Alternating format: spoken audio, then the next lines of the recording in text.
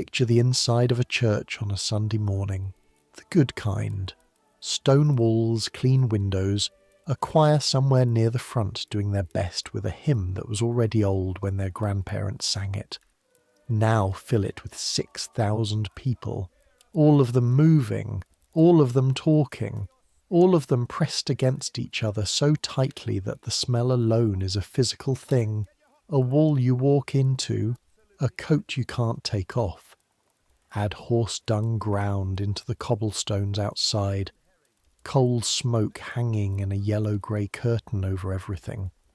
Fish that's been sitting out since Tuesday, unwashed wool, unwashed skin, the particular thick sweetness of rot coming up from the gutters. Add a river somewhere nearby that smells like the inside of an outhouse that's been left in the sun. Add rain.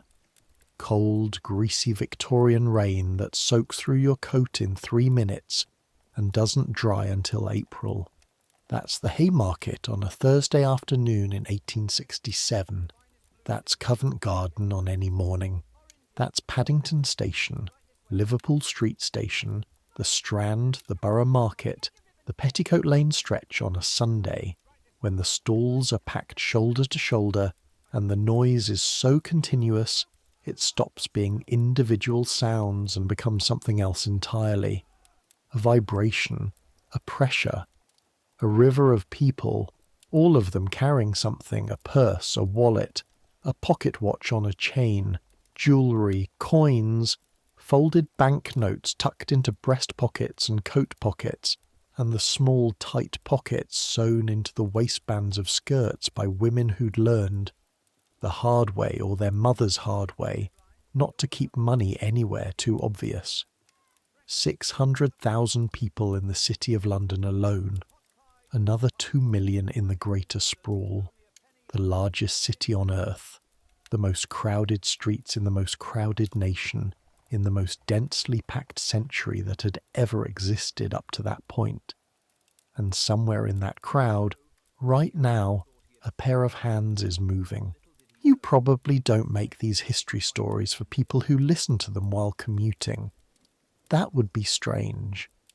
But if you're one of those people, and you're standing on the tube right now, slightly too close to a stranger, maybe wondering why the person behind you is standing quite so near, well, this one might be relevant. Subscribe if you want, get comfortable, here we go. You know what you're doing wrong before the fingers even leave your pocket.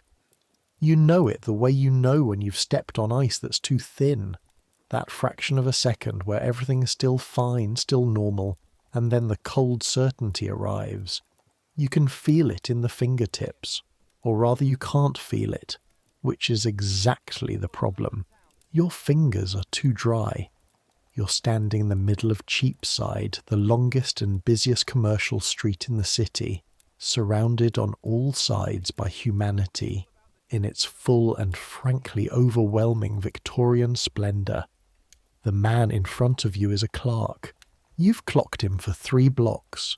40 years old, maybe 45, the kind of thin that comes from eating at irregular hours and worrying constantly about money you don't quite have enough of. His coat is good quality but old. His boots have been resoled at least once. He walks with the forward lean of a man always slightly late to something. His left hand keeps moving toward his right side coat pocket, in that unconscious checking gesture that people do when they're carrying something they're worried about. He doesn't even know he's doing it, but you've been watching it for 3 blocks, and you know exactly where the wallet is. The crowd surges. A cart horse shies at something, jerks sideways, and 40 people compress into a space meant for 20. The clerk stumbles forward. You move with the crowd, which puts you directly behind him, and your hand is already moving, and then nothing. You can't feel the cloth. Your fingers are too dry, too cold from walking for 2 hours in November drizzle, and when they brush the outside of his coat pocket, they don't stick, don't grip. don't give you the split-second feedback you need to know if the wallet is pressing against the lining from the inside. You might as well be wearing gloves. You pull back. The crowd separates. The clerk keeps walking, still patting his pocket, never knowing how close it was. You stop on the pavement and tuck your hands under your arms, trying to warm them, and your chest is doing that tight bird flutter thing it does when something nearly went wrong. Nearly. Nothing actually happened. He's fine. You're fine. Except you're 2 hours into a working day, and you haven't earned a penny. And the person you answer to is going to want an accounting of your morning. And my fingers were cold is not the kind of explanation that goes over well. You think about Mrs. Connolly, which is what you do when things go badly, not because thinking about her makes things better, because she's the one who explained the thing about the fingers, explained it in that particular way she had of explaining things, which was less a lesson and more a demonstration of how stupid you'd be not to figure it out yourself. She'd shown you in her kitchen, which smelled of boiled cabbage and something else underneath it. Something older and greasier that had been there long before the cabbage. She'd spread 3 handkerchiefs on the table, plain cotton, the kind that cost $1.50 for 4 if you bought them new, which nobody in Mrs. Connolly's world ever did. Pick that up, she said, pointing at the nearest one. You'd picked it up without thinking. Now wet your fingers first, then pick it up. You'd wetted your finger in the cup of water she'd pushed across the table and picked up the handkerchief again. She hadn't said anything for a long moment. She'd just watched your face. You'd felt it immediately. The difference. Dry fingers skate across smooth cotton, find nothing to grip, register almost no sensation at all. Wet fingers, even just slightly damp. And the cotton comes alive under your touch, every thread. The slight unevenness where the weave was tighter on one side than the other. The tiny raised nap of the fabric. You could feel, actually feel, what was underneath. Whether the fold of cloth was empty, or whether something pressed against it from inside. That's why, Mrs. Connolly had said and gone back to her pot. That was 8 months ago, and you still haven't forgotten the feeling. What you have done, apparently, is forget to do it before walking out into November.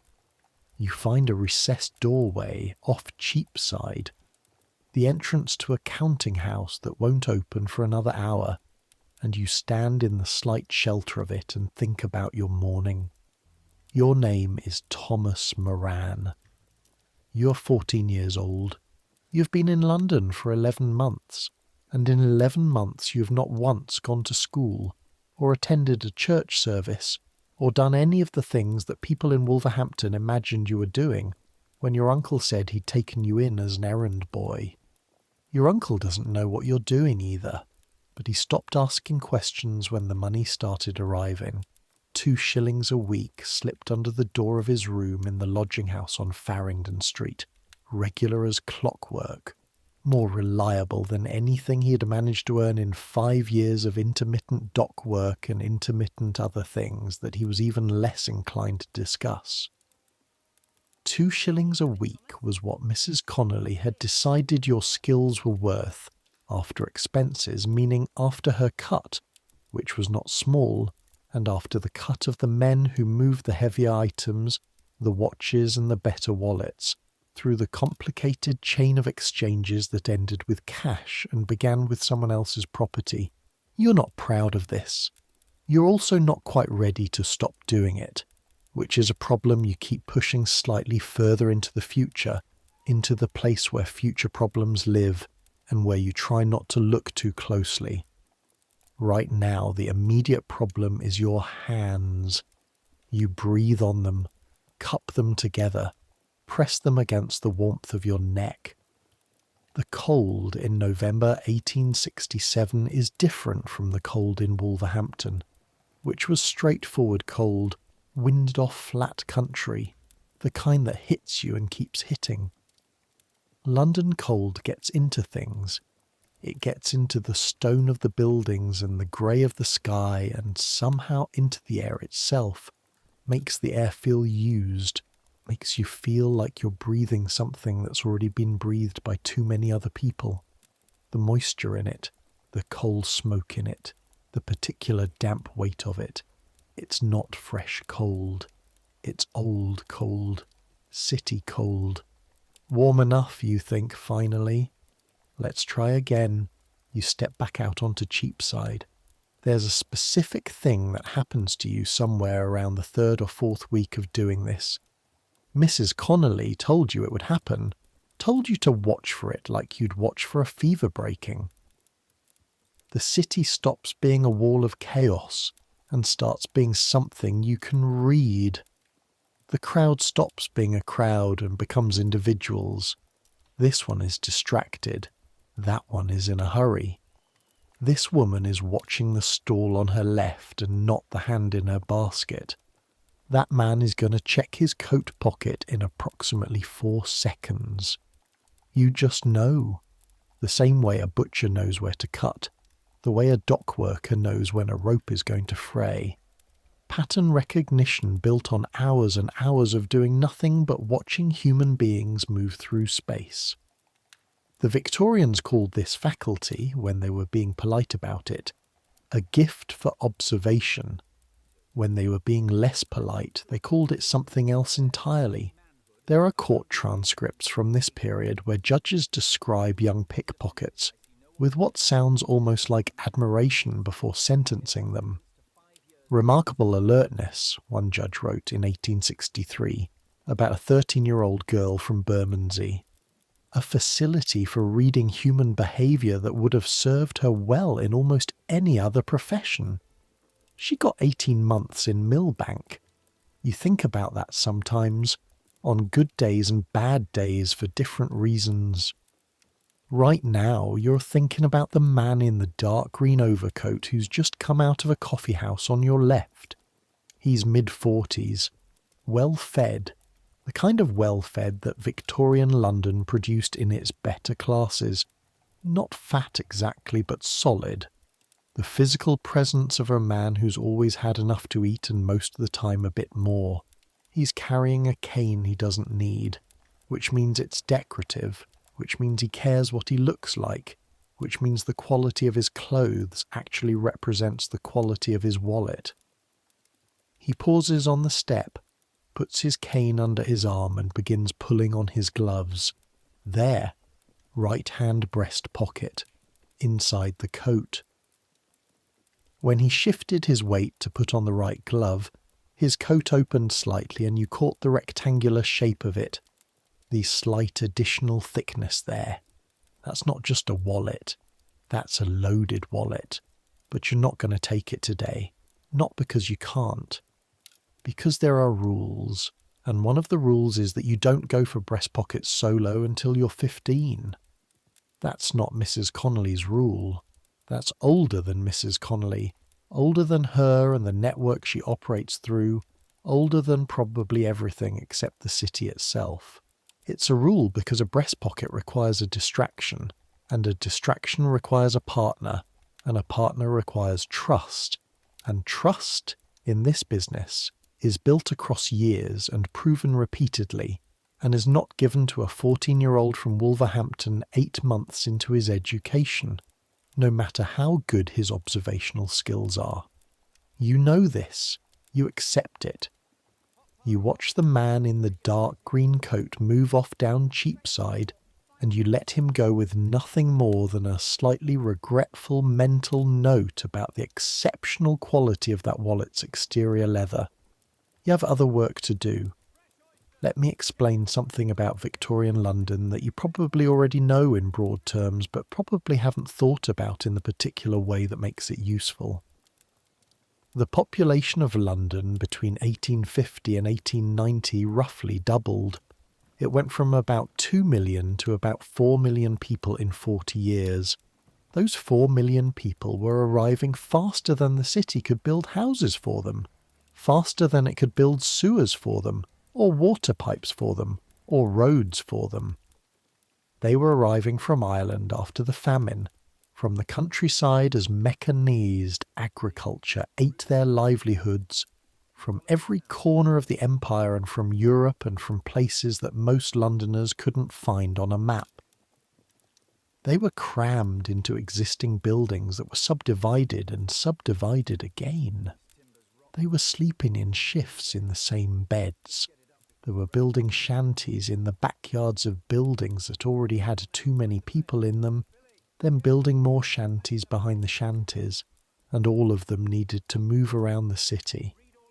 Because here is the thing about Victorian London that the paintings and the novels don't quite capture. It was loud. It was unbelievably, continuously, relentlessly loud.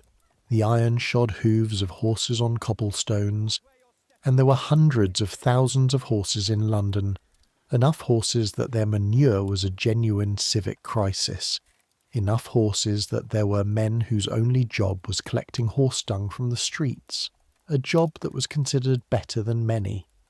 The iron wheels of carts and carriages on cobblestones, the constant human noise of markets and street sellers and arguments and children and barking dogs and the occasional pig, because people kept pigs in the city still, especially in the poorer areas, pigs rooting through garbage in the narrow courts and alleys, useful and disgusting in equal measure. Over all of this, the bells. Not just one church, not just a few. London had over 100 Anglican churches within the old city limits alone, plus the nonconformist chapels and the Catholic churches, rebuilding their presence after a century of legal restrictions. The bells rang the hours, the quarter hours, they rang for services and funerals and weddings, and just, it sometimes seemed, because no one had told them to stop. This noise matters to you professionally, because in that noise nobody hears anything specific. In that crowd, nobody sees anything specific unless they are specifically looking. A man checks his pocket watch, returns it, moves on. Did he actually check it, or did someone check it for him? The man himself isn't sure. He thinks he had it out a moment ago. He's almost certain he put it back. He'll check again in a minute and it'll either be there or it won't. If it won't, he'll stand on the pavement with that specific expression on his face, the Victorian equivalent of the face people make today when they can't find their phone. That combination of confusion and the slow dawning of understanding and the sick dropping feeling of realizing that yes, someone has had their hand in your pocket and no, you didn't feel it, and no, you can't say when, and the police constable who's already walking toward you, because this happens all the time, every single day on every single busy street in this city. The PC is going to ask you to describe what you saw, and you're going to tell him nothing because you saw nothing. Absolutely nothing. Just a crowd. Just a street. Just the ordinary chaos of getting from here to there in London in 1867. The Metropolitan Police were not stupid. They weren't incompetent. After Robert Peel established the force in 1829, established it over considerable resistance because a lot of people in Victorian England thought a professional police force sounded uncomfortably like a French idea. They had been steadily building their capacity to deal with street crime. By the 1860s, they had plainclothes detectives, they had informants, they had, within certain limits, a grasp of where the networks operated and who ran them, and where the proceeds went. They also had, and this is the relevant bit, a profound structural disadvantage. There were maybe 15,000 police officers for 4 million people. On a good day, on any given street, there was one officer for roughly every 300 or 400 civilians. And the civilians, the honest ones and the dishonest ones, were all moving, all the time, all wearing more or less the same clothes, all crowded together in the same spaces. You do not think about the police every moment of every day. That would make you nervous. And nervous is exactly what you cannot afford to be, because nervousness shows in the body, shows in how you move, shows in the eyes. And the thing about working a crowd is that everyone in the crowd is also, on some level, watching the crowd. Most of them are watching it in that unfocused social way that people watch things, registering motion and colour and the approximate position of obstacles without actually recording any of it. But some of them are watching it the way you watch it, which is to say carefully, with intent, so you move like you belong there, which, after 11 months, you do. The mornings in November start with the smell. You've lived in London long enough now that you've almost stopped noticing it, which is either adaptation or a kind of defeat, and you're not entirely sure which. But there are moments, especially the first few seconds after waking, when it hits you as if for the first time. The room you sleep in is on the 3rd floor of a house in a court off Saffron Hill, and the court has a name, though most people who live in it use a different name, an older and more pointed one that the surveyor didn't put on his map. The street below is unpaved. The drain at one end is blocked, has been blocked since before you arrived, and in warm weather it produces a smell that defies easy description. Not simply sewage, though that's part of it, but something more alchemical, a combination of waste and wet wood, and the accumulated organic output of several hundred people and their animals living in very close quarters over a period of decades. In November, mercifully, the cold suppresses the worst of it. Cold preserves things. Cold slows the chemistry of rot. In November, the smell is manageable, even familiar, even a kind of rough comfort in the way that the smell of any home, however imperfect, becomes familiar. The room itself holds 4 people. You, Tommy Price, who is 15 and has been here since he was 11, and regards you with the slightly weary tolerance of a senior apprentice who has seen too many new boys fail, a girl called Aggie, whose last name you've been given 3 different versions of and have stopped trying to track, and an older boy named Michael Flood who sleeps in the coat he works in and smells accordingly. The bed is 2 mattresses pushed together on a wooden frame, and the mattresses are stuffed with something that may have been straw once, but has been compressed by years of use into something more like felt. It is, as Tommy noted the first night with the satisfaction of someone delivering a line they've delivered before, warmer than being outside, and outside in November is not warm. The blanket is thick and rough and has been patched at least 3 times. You have learned to sleep with your knees pulled up because Michael Flood throws out his arms in the night, and you got elbowed in the face badly enough to leave a bruise in the 2nd week. And since then, you've been sleeping in the fetal position like an animal in a burrow, and you wake up stiff every morning in the hips and lower back, but you keep your face. This morning, Aggie is already up, already gone, which means it's later than you thought. Aggie works the early markets. She's out by 5, back by noon, and she moves with a speed and precision that you are genuinely envious of. She's the one who told you about keeping a small piece of damp cloth in your pocket on cold days, folded small, to rub against your fingertips before a job. She told you this the way Mrs. Connolly tells you things, in that tone that suggests it should have been obvious, and she has better things to do than explain obvious things. You'd thanked her, and she'd looked at you like thanking people was a strange habit you'd probably grow out of. You sit up. Tommy Price is lying on his back staring at the ceiling with the expression of a person solving a complex equation. Michael Flood is snoring with tremendous commitment. The basin of water in the corner has a thin skim of ice on it. This is normal now. You break it with your fist. Wash your face with the kind of speed that cold water demands. fast enough that the shock of it doesn't have time to become truly unpleasant, because if you hesitate, the cold makes you hesitate more, and then you're standing there in a half-washed state, hating everything. The water is brown, not alarming brown, not the brown of something that's gone wrong, but the brown of water that's come from a butt in the yard that collects rain off the roof, and occasional other things that fall from the roof and would probably not pass whatever standards of purity the water companies were arguing about in Parliament that week. Your clothes are on the hook on the back of the door. Everything about the clothes is intentional, and this is another thing Mrs. Connolly taught you. One of the first things she taught you, because it's foundational, because clothes are half the job.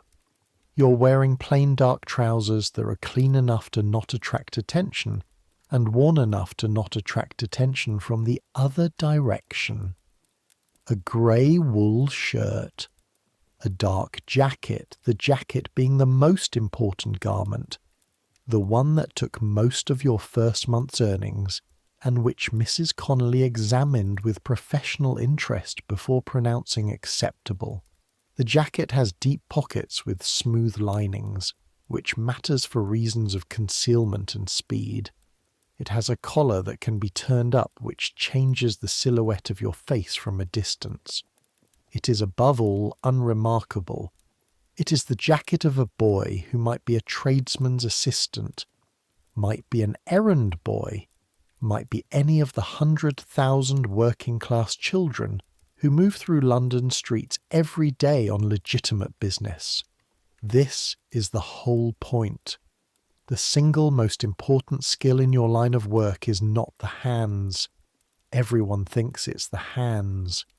People imagine pickpocketing as a kind of conjuring trick, a matter of dexterity and speed, of fingers trained to supernatural quickness. That's a myth, and Mrs. Connolly has strong opinions about myths, which she shares, characteristically, by demonstrating their falseness rather than arguing against them. The most important skill is invisibility, not actual invisibility, obviously, disappearing into plain sight, being present without being notable, moving through a crowd without leaving a trace in anyone's memory. Most people, when asked to describe someone they passed on a busy street, can tell you almost nothing. They might remember a colour, a height in approximate terms. They almost never remember faces unless there was a reason to look at the face, a reason provided by an anomaly of some kind, something odd about the dress, an expression too intense for the social situation, movement that didn't fit the surrounding movement. So you don't do any of those things. You wear the right clothes. You keep your face neutral. You match your pace to the crowd. You don't rush. You never rush. Rushing is what frightened people do, and frightened people get noticed, and noticed people get followed, and followed people get caught. Tommy Price is sitting up now, watching you dress with the evaluative look he gives most things. Market's going to be good today, he says. It's not a question and not quite an observation. It's the way he starts most mornings, establishing something, staking out a position on the day before it's happened. Cold, you say. Cold means coats. Coats mean deep pockets. Deep pockets mean more fumbling when they want something. He shrugs and lies back down. Tommy works afternoons mostly. He has an arrangement with a man near the Bank of England that involves different skills and higher stakes, and an older version of what you're learning now, and you don't ask about the details because in this world, asking about details is impolite in a way that has actual consequences. You eat before you go. This matters. Mrs. Connolly has said this approximately as often as your actual mother ever said anything, which puts it in a different category than advice and closer to the category of fixed natural laws. You eat before you work. You eat enough to be comfortable, but not enough to be slow.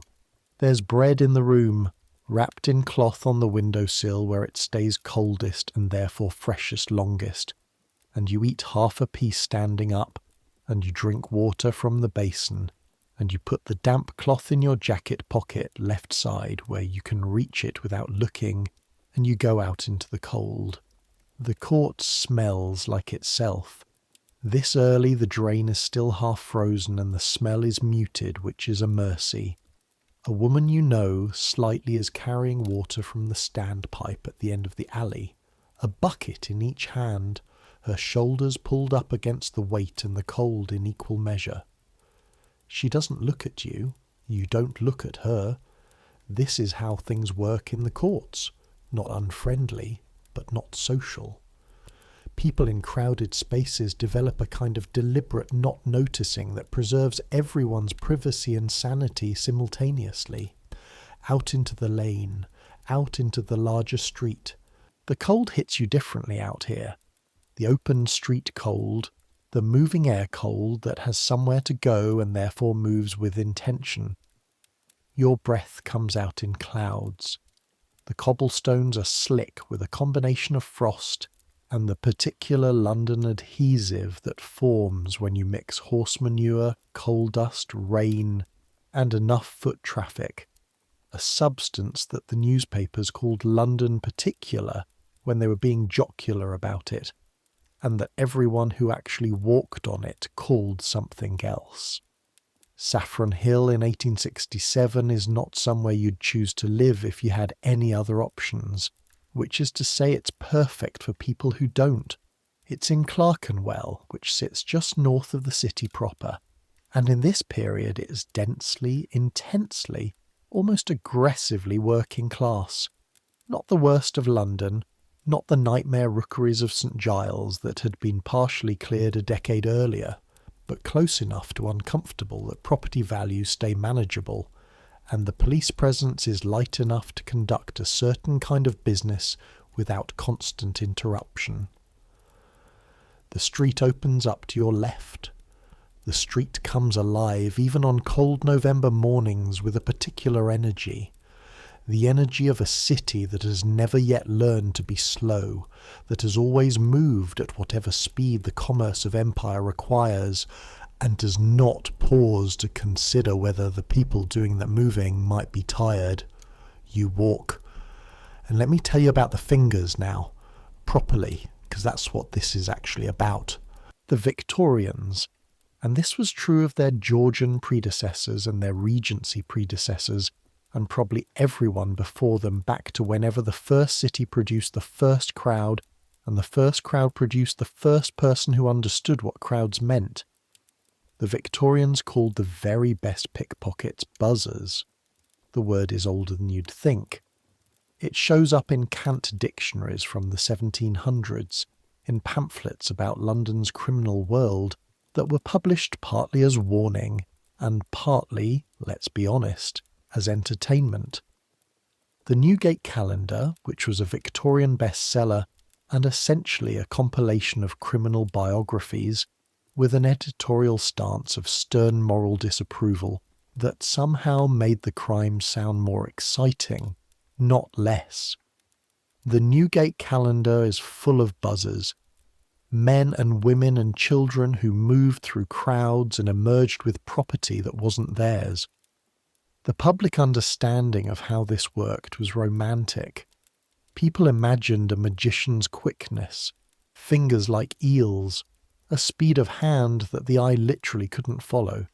The actual mechanics were rather more mundane, and rather more elegant, and rather more dependent on two things that nobody writes about in the penny dreadfuls: patience and sensation. The sensation thing starts with the fingertips. Human fingertips are, neurologically speaking, extraordinary instruments. The density of mechanoreceptors, the nerve endings that sense touch, pressure, vibration, texture, in the fingertips is higher than anywhere else on the body except the lips and the tongue. You can feel differences in surface texture down to fractions of a millimetre. A trained worker, a weaver, a printer's compositor, a surgeon, develops these sensory capacities further through years of practice, tunes them the way a musician tunes an instrument. A buzzer develops them in a specific direction. What you're looking for when you work a pocket is information, the shape and weight of what's inside, whether it sits loose in the pocket or whether the fabric has given way around it, creating a cradle that will hold it in place, whether there's additional material, a handkerchief say, that you'll have to work around, how deep the pocket is, which tells you whether a simple two-finger extraction will work or whether you need to go deeper, which is slower and riskier, whether the owner is holding themselves in a way that suggests they're conscious of the pocket, which itself tells you something. All of this information comes through touch. It comes through the texture of the fabric, through the pressure against your fingertips, through the 1,000 tiny signals that hands generate and process without any conscious instruction, except on cold days when the skin of the fingertips dries out and contracts slightly, when the sensitivity dampens the way a piano dampens when the humidity is wrong. This is why the fingers are licked, not the whole hand, not even the whole finger, the pad of the first two fingers, the index and the middle. You bring them to your mouth so quickly and casually that in a crowd of people moving and talking and looking at everything else, nobody registers the gesture as anything but a man wiping his mouth, a boy scratching his face, the 1,000 unconscious self-touching gestures that human bodies perform all day long. You press your tongue briefly against the pads of those two fingers, cold fingers, fingers that have been in open air for 20 minutes in November, and the warmth, the moisture, the slight chemical change that saliva makes on the skin does three things. It restores the temperature of the skin. Even marginally warmer fingers are more sensitive fingers. It slightly softens the outermost layer of the skin. The skin on the fingertips is tough, calloused in people who use their hands, and experienced buzzers have heavily calloused hands, the irony being that the very work they do builds calluses that reduce sensitivity, which is why the licking matters more the more experienced you are, not less. And the moisture changes the coefficient of friction. Dry skin on smooth fabric, especially good quality smooth Victorian broadcloth, produces almost no grip. The fingers skate. You feel nothing distinctive, but slightly damp skin on broadcloth gives you traction. 1/100th of a millimetre of grip, just enough to press through the fabric and feel the shape of what lies beneath it. Enough to know. 8 months ago, when Aggie told you about the cloth in your pocket, she hadn't explained any of this. She'd just said to keep the cloth, and you'd done it, and now you understood it. You understand it the way you understand most of what Mrs. Connolly's operation has taught you. Not through explanation, but through accumulation, through weeks and months of small observations that gradually assemble themselves into something that looks, from a distance, like expertise. You reach into your left jacket pocket and take out the cloth. It's a square of cotton about the size of your palm, folded twice. It was damp when you folded it this morning, and it's been in a warm pocket for 20 minutes, which means it's now not wet, not unpleasantly wet, just that specific degree of moisture that the task requires. You press it briefly against your fingertips, index and middle, right hand. A quick press, the kind of gesture that could be mistaken for anything at all, wiping something from your fingers, adjusting your grip on something, any of 100 unremarkable actions. You put the cloth back. Your fingertips now, in the cold air of Cheapside on a Thursday morning in November 1867, are alive. There's a woman 20 feet ahead of you whose basket hangs from her right arm. heavy enough to tilt her slightly, and her attention is entirely on the stall she's approaching, where a man is selling dried herbs, and you can smell the lavender from here. The clean, sweet purple smell cutting through the coal and horse and human baseline like a knife. In her left hand she holds a purse, which is careless, which is not your problem or your opportunity, because a left-hand purse held consciously means she knows where it is and will notice. The woman behind her, though, the one in the dark blue coat, the one whose coat has the upper button undone because she's warm from walking and hasn't noticed the cold yet, the right side pocket of that coat has a slight bulge in it. That is probably not a hand warmer because it's the wrong shape. Too flat. The shape of a case. Possibly glasses. Possibly a small folded wallet. Not glasses. The fabric hangs differently around glasses. Too flat and too rectangular. Wallet, possibly. Small coin purse, more likely. Worth something, but probably not much. You let her go. You are not greedy. This is another rule. Another one of Mrs. Connolly's laws that governs your working day like a kind of rough jurisprudence. You do not push your luck. You do not take risks beyond what the day offers you. You do not get greedy. Greed is how you end up in a magistrate's court explaining yourself to a man who has seen every explanation and stopped being interested in them approximately 15 years ago. The rule is, take what the day gives you, not more. The day is giving you Cheapside on a Thursday morning, and a cold that's already seeping through your jacket at the shoulders, and the particular bright sharpness of hunger, because half a piece of bread is not quite enough and your stomach knows it, is making its knowledge felt with a consistent low-level commentary that's been going on since you left the court. You walk on.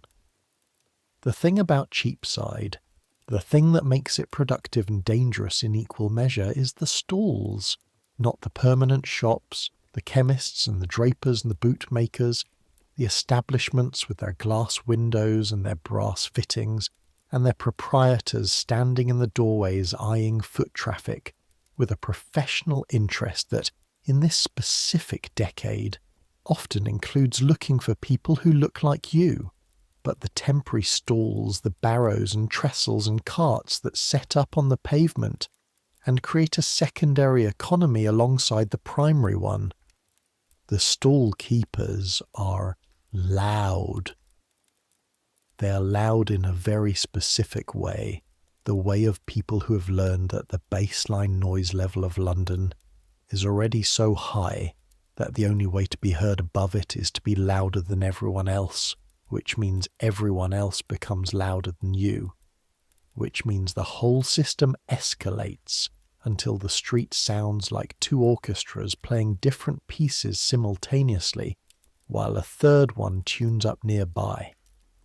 Onions, sweet Spanish onions, a man with a chest like a barrel and a voice to match. Watercress, fresh watercress. Mend your shoes, lady, mend your shoes. The Cress girl is young, maybe 12, her hands red and raw from cold water and wet stems, a flat basket balanced on her head with the practiced ease of someone who's been doing it since she could walk. She doesn't shout. She doesn't need to. She weaves through the crowd with an efficiency that you recognize and admire, moving in straight lines while everyone else curves around her. The basket not wavering, not tilting. Her eyes fixed slightly above the heads of the crowd in the 1,000-yard stare of someone performing a physical task too routine to require conscious attention. You know what she earns.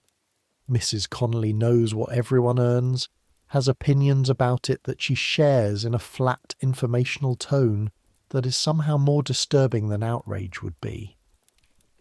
The Cress girl earns between 4p and 6p on a good day. That's for a full day starting before dawn at the market at Farringdon or Covent Garden, where the watercress is bought wholesale. It comes in from the countryside, mostly from Hertfordshire, where the chalk streams run clean enough to grow it, and then carried and sold for a halfpenny a bunch, 4 bunches to the penny, until it's all gone. In winter, the cold makes the selling harder and the carrying worse. Her hands crack. She doesn't complain about this because complaining about it would require someone to listen, and the people around her are too busy with their own variations on the same situation. 4p to 6p a day. You made 7 shillings last Tuesday, including Mrs. Connolly's percentage. You thought about the Crees girl then too, and about some other things, and eventually put most of it away and went to sleep. Today is not Tuesday. Today is a harder day, a cold day, a day where the morning has already yielded nothing, and you've been walking for 2 hours with warming fingers and cold shoulders, and a stomach that keeps reminding you about the bread. Let me explain something about how the economics of this work. Because understanding the economics is how you understand why people do it, and you need to understand why people do it before you can understand the rest. A skilled adult labourer in London in 1867 earned between 15 shillings and £1 a week. That's an adult, skilled, working a full week at physically demanding work. A factory worker, a builder's labourer, a dock worker on a good week with regular employment. And regular employment was not guaranteed. Nothing was guaranteed.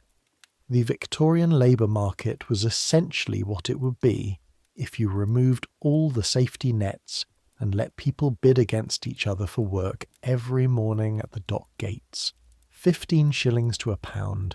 A domestic servant, a housemaid, a cook, a woman who worked 16 hours a day in someone else's house, earned between £7 and £12 a year.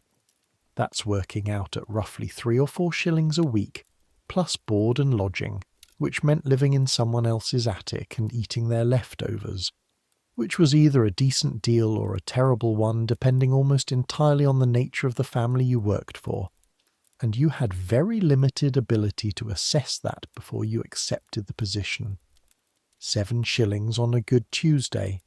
You're not oblivious to the moral dimensions of this, but you're also 14 and have been in London for 11 months and have watched what happens to the people who can't make 7 shillings, who make the 4p to 6p that the Cress girl makes, who make the 3 shillings that girl roughly your age earns in a house in Marylebone changing chamber pots and carrying coal scuttles from 7 in the morning until 10 at night.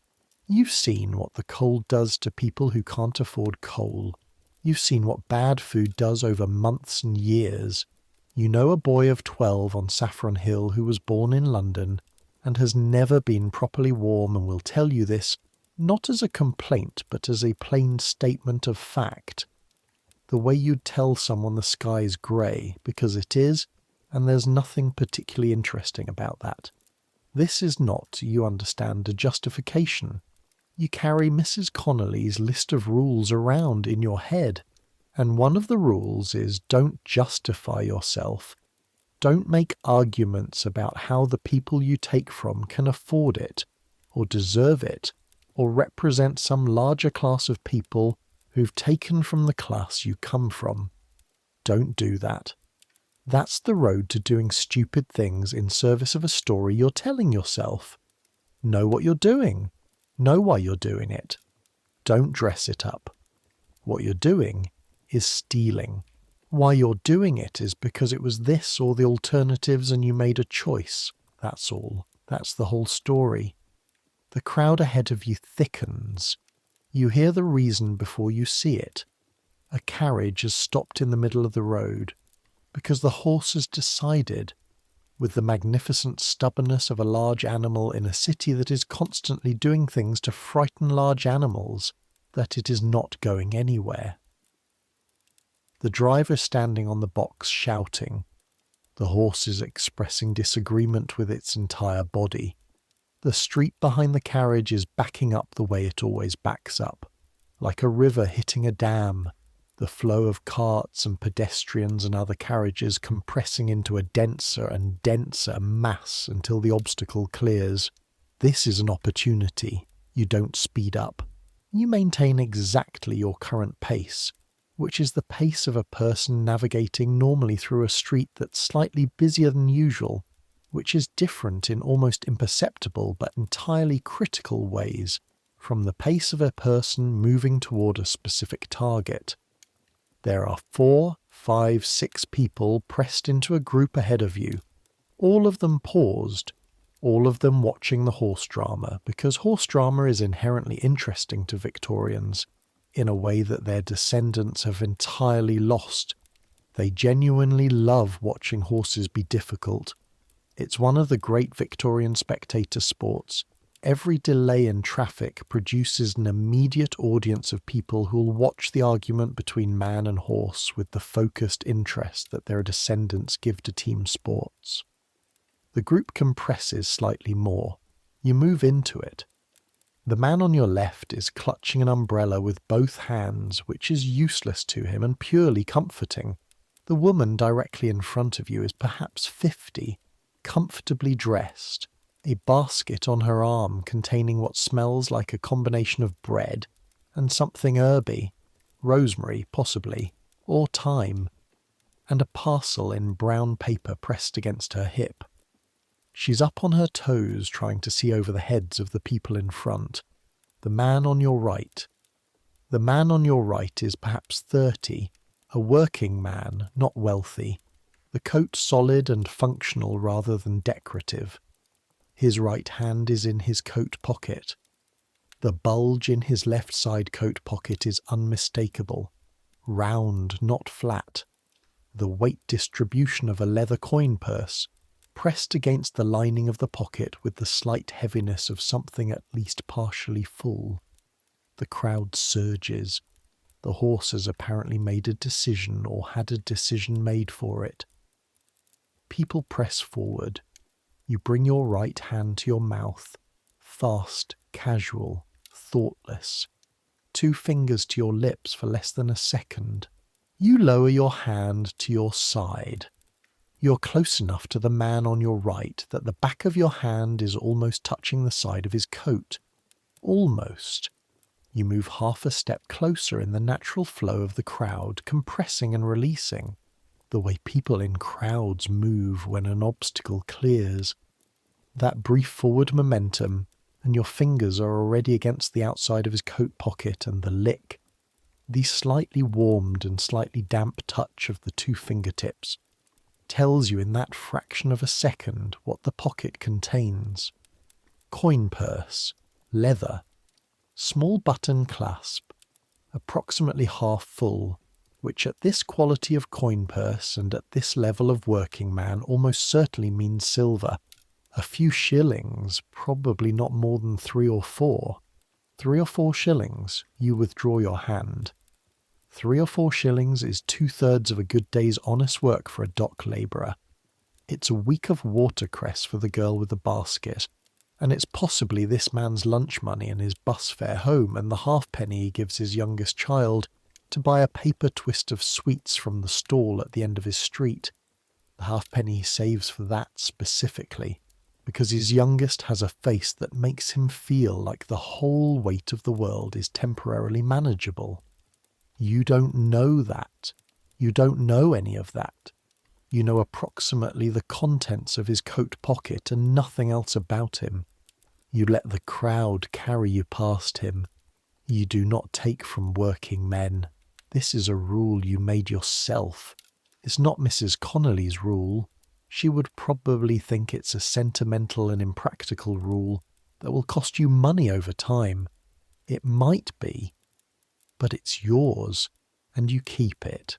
And it costs you mornings like this one, where the only opportunity you've had is a man with 3 shillings who can't afford to lose them. Tommy Price would say, "You're soft." Tommy Price is 15 and has been doing this for 4 years and has no rules you've been able to identify. And Tommy Price once took a purse from a woman who was clearly crying, clearly distressed, clearly having the worst day of her life, and came back to the room that evening with 1 and 6 and no visible awareness of the connection between the two things. So Tommy Price's opinion on the subject of soft can be noted and set aside. The crowd releases. The horse is moving again. Cheapside resumes its continuous motion, its continuous noise, its continuous and entirely impersonal churn. You are warm enough. Your fingers are damp enough. Your stomach is making its ongoing commentary about the bread situation. You walk on. The problem with the morning, you are beginning to understand, is that it's cold enough that the people with money are moving faster than usual. Everyone moves faster in the cold. It's an involuntary thing. The body's attempt to generate heat through motion, and people moving faster through a crowd are harder to read and harder to approach. You need stillness, or the relative stillness of the distracted, the paused, the interested. The cold makes people walk with purpose, makes them want to get from A to B and get inside and get warm, and purposeful walk-in is bad for your line of work. There is a solution to this, and you've been thinking about it since you passed the coffee houses near the bank 20 minutes ago. The railway station. Specifically, Cannon Street Station, which opened less than 2 years ago, and is still producing in the people who use it that combination of uncertainty and haste that new public spaces always produce. Cannon Street serves the South Eastern Railway, which brings passengers in from Kent and the southern suburbs, and deposits them in the city with varying degrees of orientation. Passengers arriving at Cannon Street are frequently confused about exits, confused about which direction is which relative to the river, carrying more luggage than is entirely convenient, and suffused with that mild anxiety of people who are not quite sure whether they've arrived in the right place or at the right time. Confused, luggage-laden, anxious people, standing mostly or moving slowly while consulting papers or addresses or each other. It's not subtle. Every detective constable in the city knows that the railway stations are productive ground. There will be men watching at Cannon Street who are there specifically to watch for what you do. This is the calculus. Productive ground means competition and means observation, and you are 14 and relatively inexperienced, and should by rights be staying away from the stations and building your skills in lower stakes environments. But it's cold and you haven't eaten and the morning is 3/4 gone, and the calculation tips. You turn south toward the river. Let me tell you about the railway stations of Victorian London, because they are both temples and machines, both the proudest engineering achievements of an age that was absolutely drunk on its own engineering achievements, and also, less romantically, the most effective concentrations of easily pickpocketed people the city had ever managed to assemble. The Great Exhibition of 1851, which happened 15 years before you arrived in London, but which has shaped everything around you, has shaped the physical city and the mental city, has shaped what London thinks about itself and what it thinks it's for. The Great Exhibition drew 6 million visitors in 5 months. 6 million people coming to see the wonders of the industrial age, housed in the Crystal Palace in Hyde Park, a building made entirely of glass and iron. That was itself the argument the exhibition was making. Paxton built it in 9 months, and it was taken down afterward and moved to Sydenham Hill, where it still sits, still glittering, still drawing visitors, a building that has somehow survived becoming a destination rather than a venue. 6 million visitors. Most of them arrived by train. The railways had made this possible. The railways had made almost everything about modern London possible. In 1836 there were no railway lines into the city. By 1850 there were 5 major termini. By 1867 the network was already so complex that people argued about the best way. to get from Paddington to London Bridge the way people would later argue about the best route on the Underground, and with similar quantities of unfounded certainty. The railway stations were the points where this network touched the city. They were cathedrals of glass and iron, soaring arched roofs that trapped the steam of engines and let the light fall through in wide columns, which in winter, in the smoke and the moisture of a November morning, created a kind of golden haze above the platforms that was either romantic or suffocating depending on your lungs and your mood. They were also absolutely chaotic. Nobody had quite designed them for the volumes of people who were using them by 1867. The platforms were too narrow. The approaches were overwhelmed. The systems for managing the crowds, porters, ticket collectors, the various officials who existed to move people in the right direction at the right time, were perpetually outnumbered. And in the concourse, the great civilian space between the entrance and the platforms, the mixture of arriving passengers, departing passengers, people meeting passengers, people selling food and newspapers and bootlaces and anything else that could be sold in a confined space to a captive audience, produced a compression of humanity that rivaled Cheapside at its worst. Cannon Street's concourse is lower and darker than Paddington, which you've been to twice. The arched roof begins further up, and the lower part of the building is stone rather than glass, which means that in winter the light is brownish and insufficient, and the steam from the engines, vented through the roof but never entirely vented, hangs in the middle air as a faint mist that tastes just barely of coal.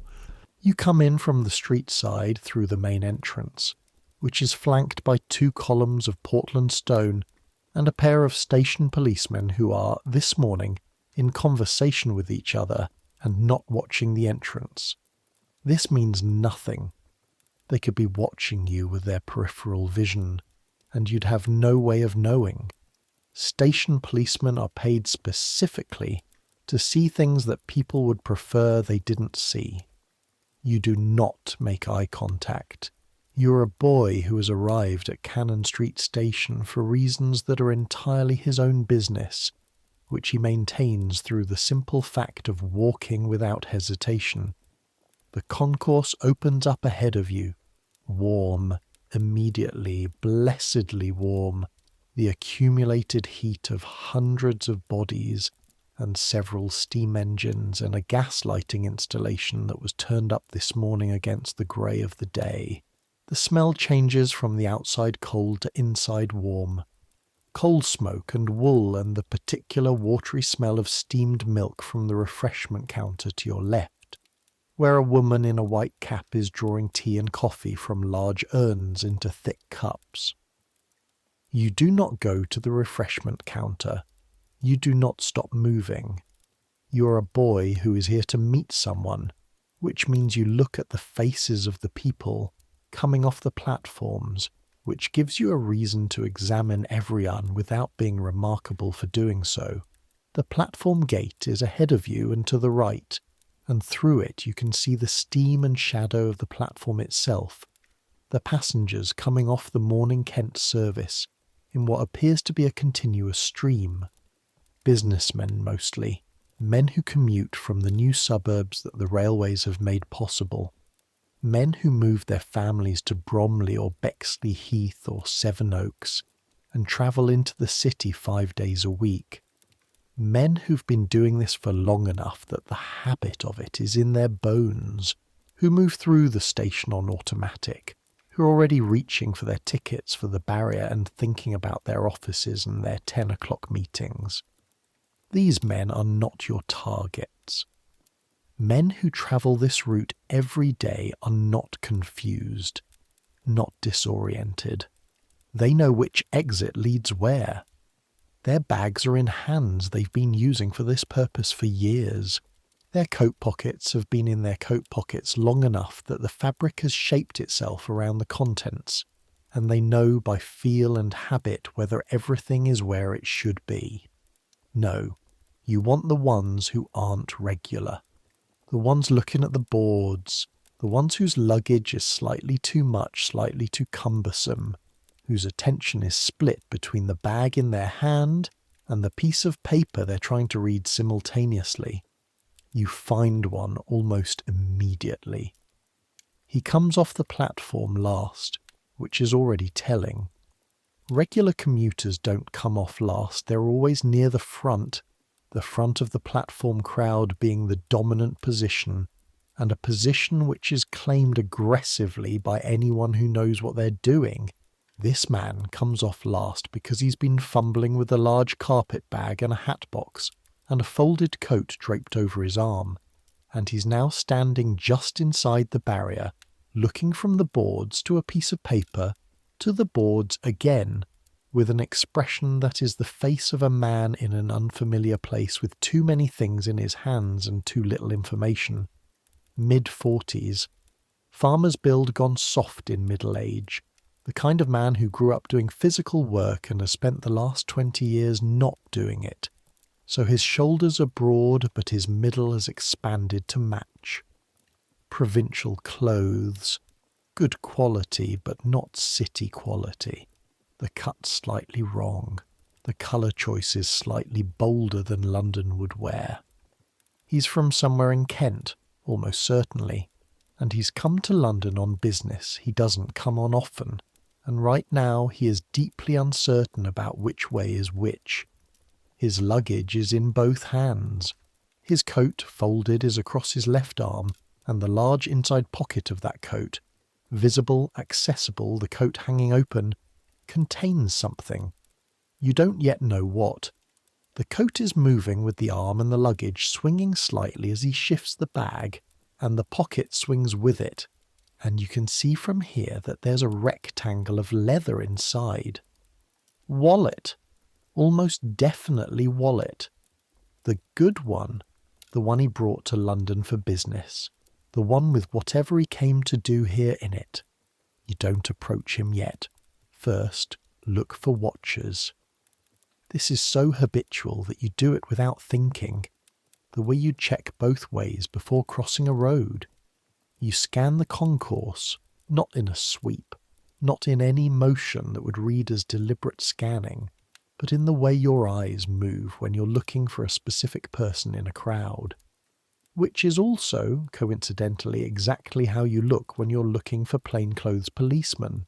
You'd let your gaze go from face to face at shoulder level, the shoulder level being where you look, because standing people's faces are at your eye level, and sitting people's are below it, and you can assess both without obviously doing either.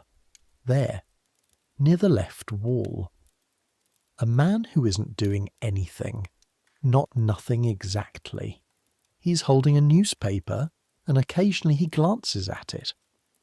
But he's been standing in the same position since you walked in, and in this time no one has come to meet him, and he hasn't moved toward any platform or counter, and the way he holds the newspaper is the way someone holds a newspaper when they want to look like they're reading a newspaper, which is subtly different from the way someone holds a newspaper when they're reading a newspaper. It's in the angle. It's in the slight rigidity of the hold, the arms not quite relaxed enough. Detective or station constable in plain clothes. You look away from him immediately. Your pace doesn't change. There's another one possibly, a woman near the refreshment counter, who's been nursing the same cup for longer than tea takes to drink.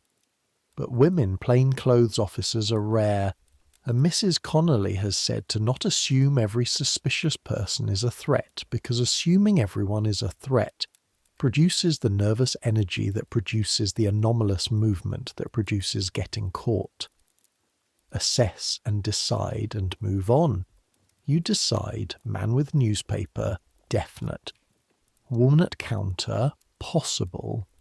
Which means you're going to take the Kent farmer, but you're going to do it in the crowd between the barrier and the exit, not near the platform barrier where you'd be visible from the left wall, where the newspaper man is standing. You circle around. You do this by going to the refreshment counter and buying, with the small amount of coin you've been keeping separate from your working money in your right trouser pocket. You never keep working money and living money in the same place. This is a rule that has its own rule, which is that if you're caught, you don't want the police to find a large quantity of cash on you. You buy a cup of tea, a penny. The woman with the white cap gives it to you in a thick cup that's warm all the way through, and you stand at the counter and drink it quickly and let the warmth go down through your chest and your stomach. And you let the sugar from the tea do what sugar does, which is to make the world very briefly better than it was. And you watch the Kent farmer, who is still standing near the barrier, still looking at his piece of paper. He's beginning to crystallize, to solidify into a decision. You can see it in his shoulders, which have come down slightly from his ears, which means the problem has become at least partially solved. He knows which direction he needs to go. He picks up his bags. He starts moving toward the main exit.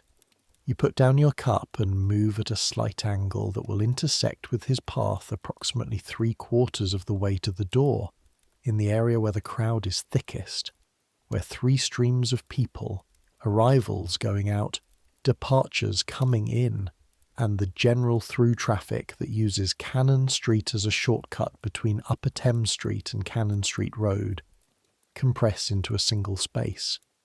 He's carrying the carpet bag in his right hand, the hat box in his left, the coat with the wallet in it draped over his left arm. You bring your right hand to your mouth, 2 fingers, less than a second. Then your hand drops back to your side and you're in the crowd, and he is 3 feet away and the crowd compresses just slightly as the arrival stream and the departure stream briefly intersect, and you are beside him, close enough that his coat sleeve is within reach. This is the thing about the Victorian coat pocket that no one who hasn't done this will quite understand. The coat pocket is not a secure location. It is a fold of fabric in the outer garment, sitting at roughly hip height, open at the top. What keeps the contents of a coat pocket in a coat pocket is gravity and the coat's proximity to the body. That's all. There's no mechanism, no zipper, no seal. It's an opening and a piece of fabric, and gravity keeps things in it, and that's the extent of the security design. Your fingers go into the coat pocket from above, not deep. You don't need to go deep. The wallet is there, against the outer lining, and your fingertips tell you in half a second everything you need to know. Leather, smooth, money clip closure, substantial, heavier than the coin purse on Cheapside, much heavier. The farmer has not felt anything. He's looking at the door. Your fingers close around the top edge of the wallet, and you stop. Because there is something in the way the wallet sits in the pocket that tells your fingers, tells the network of sensors in the fingertips that Mrs. Connolly has spent 8 months developing, that this wallet is not just carrying whatever the farmer brought for his London business. The weight is distributed wrong for that. It's too heavy at the bottom, too dense, the way a wallet is when it's carrying everything, when it's the one vessel for everything this person is carrying in the world today. You don't know why this stops you. You can't justify it logically. The wallet is there, your fingers are on it. The crowd is doing exactly what a crowd does, providing exactly the cover it provides. The man is looking the other way. In 10 seconds it will be done, and you'll be moving in the opposite direction with a wallet that probably contains enough to make this a very good day by any measure. Your fingers withdraw. You step back. Let the crowd move you sideways, and then the farmer's back is to you, and you're 2 body widths away, and then 3, and then he's through the door, and onto the street, and gone. You stand in the concourse of Cannon Street Station. in the smell of coal smoke and tea and wet wool, and you breathe, and your heart is doing the flutter thing again, and you're angry at yourself in a specific way that is difficult to explain, the way you are angry at yourself when you do the right thing, for reasons that feel embarrassing. Something in the weight of it. Everything he had in the world today in a leather wallet on a coat draped over his arm in a railway station he didn't know. You are, Tommy Price would say, incomprehensibly soft. You walk out of the station and into the cold. The afternoon is better. Not spectacularly better. Not good enough to make up for the morning in a way that will satisfy Mrs. Connolly's accounting, but better.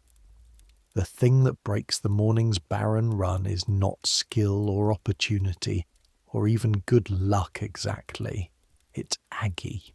You find her at a stall near the top of Ludgate Hill, at the point where the hill flattens out before the long fall toward the Fleet Valley, at a haberdasher's cart run by a wide man named Jessup, who sells buttons and thread and pins and bits of ribbon, and who, incidentally, has been fencing small pieces of jewellery through Mrs. Connolly's network for 4 years, and whose involvement in that arrangement means he is inclined to be cooperative when Mrs. Connolly's people need a moment of his pavement.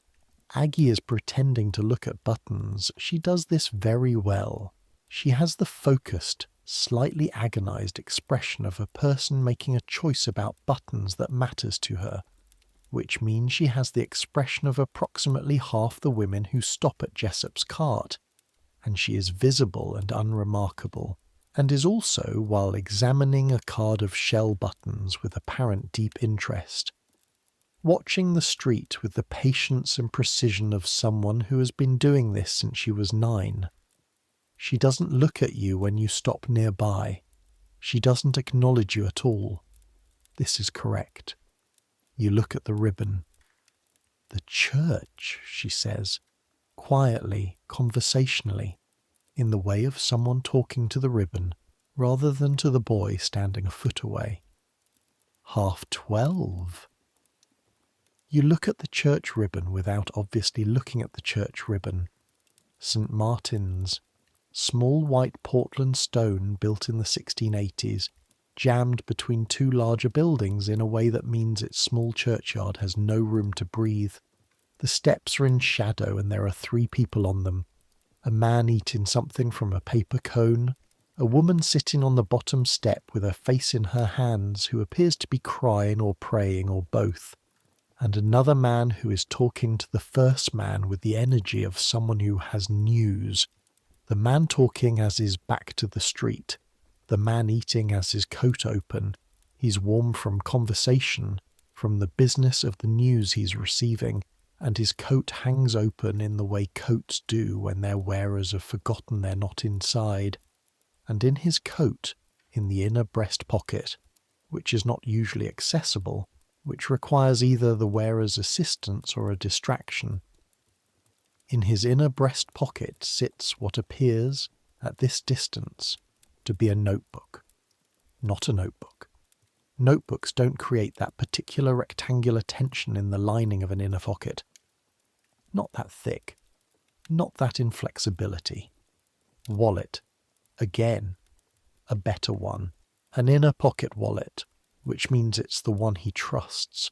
The one he puts there deliberately because inner pockets feel more secure than outer ones, the one with the larger amounts in it. You look back at Aggie. She's holding the shell buttons. She looks up at you, and then back down and up again, in the specific way that means she's registered the target. She's seen what you've seen, and she's asking if you want to work. The breast pocket, the one Tommy Price says you don't do alone, the one that requires a distraction. You look at Aggie again. She tilts her head about a millimetre. That tilted head contains a complete sentence. I'll distract. You work. You look at the 2 men on the church steps. The man with the coat open is about 40, prosperous, talking with animation. The man talking to him is slightly younger. slightly less prosperous, slightly more animated. The energy of a man telling something that he thinks is important news, news that has value, the specific body language of a person who is the first to know something and wants the pleasure of delivering it stretched out a little longer. This will last at least another 2 or 3 minutes. People giving important news do not give it quickly. Aggie puts down the buttons. She walks toward the church steps with the ordinary purposefulness of someone going somewhere, and you watch her do what she does, which is to step slightly wrong. Not fall, not anything dramatic, just the small misstep of someone whose foot found an uneven cobble, a stumble barely worth noticing. And the paper cone the man is eating from, which was in his right hand, the hand closest to Aggie's trajectory, goes onto the pavement, and the paper twists open, and the roasted chestnuts inside it roll and scatter across 3 steps. The man says something with feeling.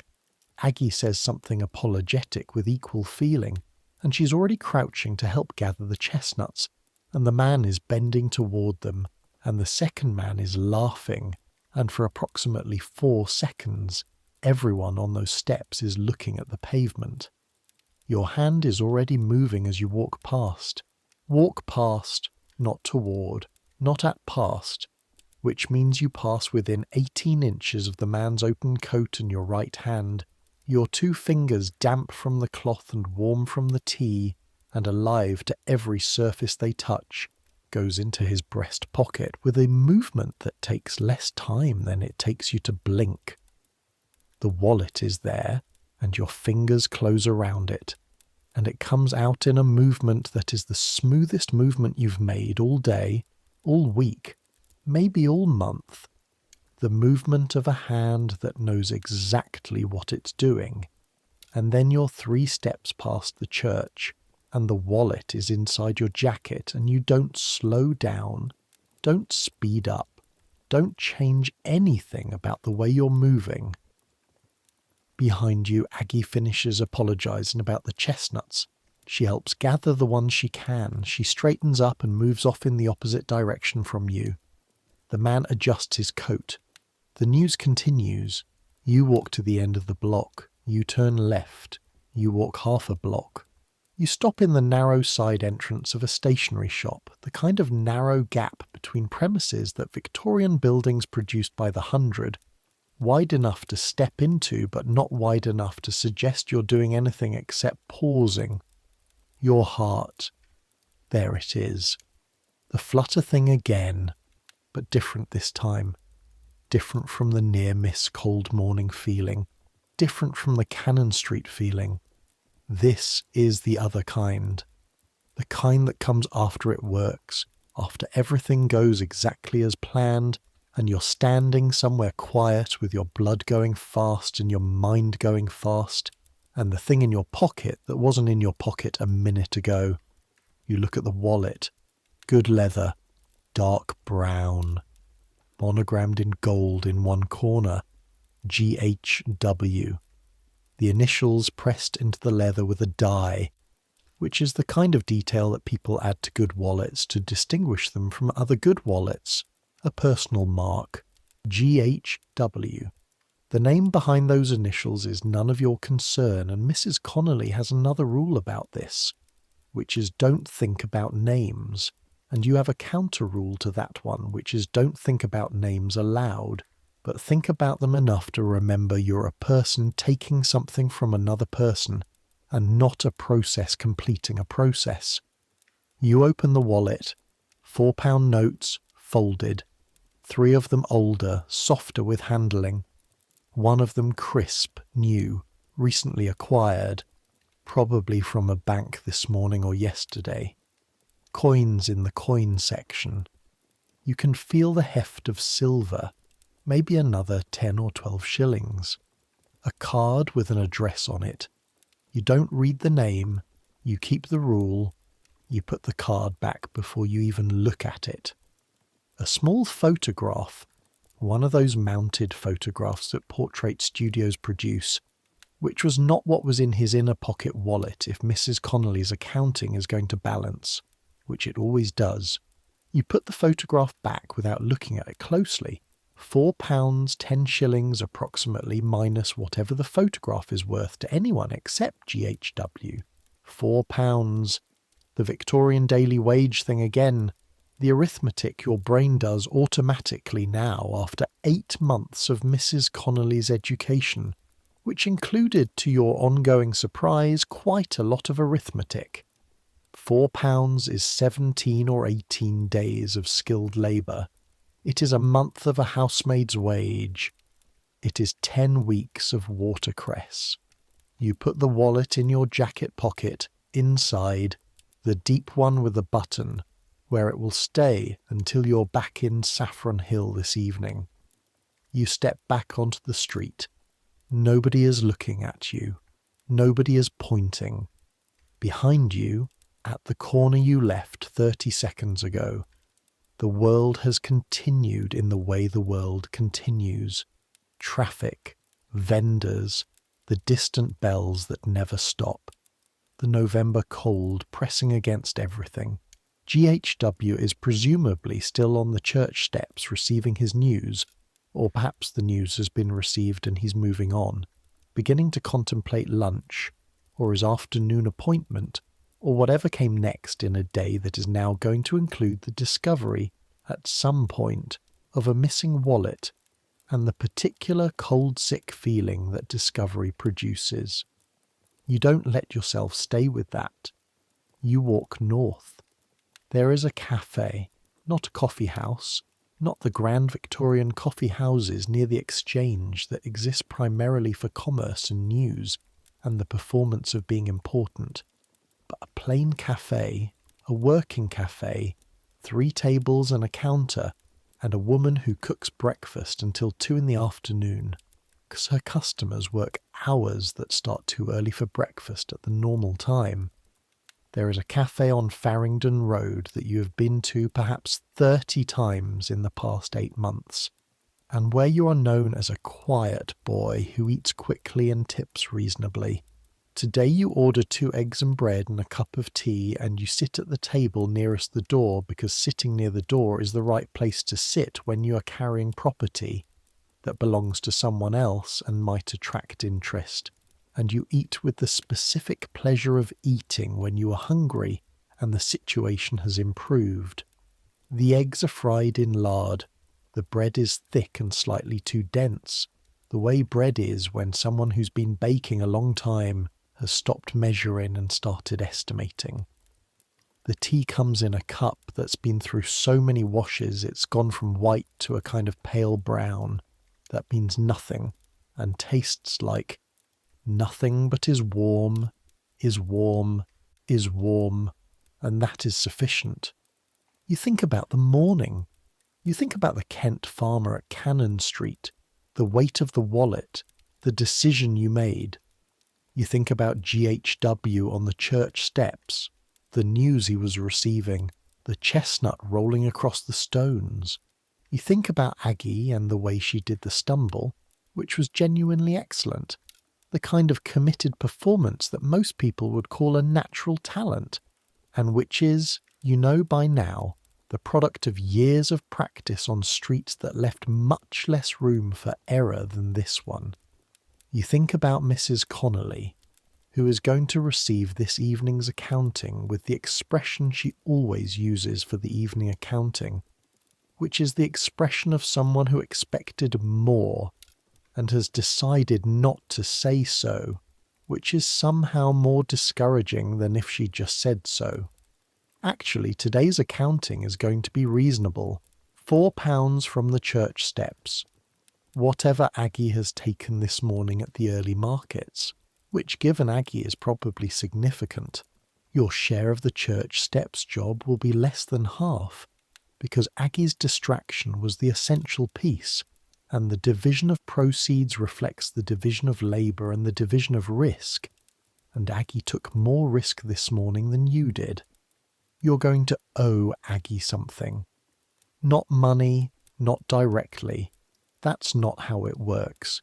The accounting goes through Mrs. Connolly and comes back to each of you minus Mrs. Connolly's portion, which is the portion that covers the room and the food and the network and the access to the people who turn wallets into cash without asking questions.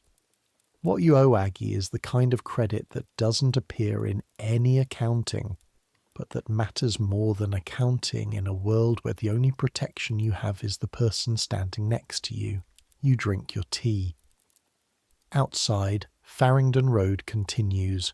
A cart passes loaded with newspapers, the noon editions, the papers that carry the morning's news to the afternoon's readers, the papers that the men in the coffee houses will read while nursing their second cups, that the factory workers will read during their dinner hour, that the children of the better off will bring home to their fathers, who'll sit by the fire in the evening and read about Parliament, and the railway share prices and the shipping news and the occasional lurid crime that the papers run because lurid crime sells papers to exactly the same audience as improving moral journalism and always has. You wonder, sometimes, if GHW will be in the papers. Pocket picked on Ludgate Hill. The Metropolitan Police have received a complaint from a gentleman. You know the answers to this. Most of them don't report it. Most of them, and Mrs. Connolly knows this too, has been quite direct about it as a fact that influences professional decisions. Most of them feel the shame of it more than the loss. Being pickpocketed, in the Victorian understanding of the event, carries an implication of naivety, of insufficient worldliness, of failing to protect yourself in a city where failing to protect yourself was considered a personal failing as much as a crime. The gentleman who reports a picked pocket is the gentleman who admits he wasn't paying attention. Many of them prefer to absorb the loss and say nothing. GHW had £4 in his wallet. GHW is probably going to report it.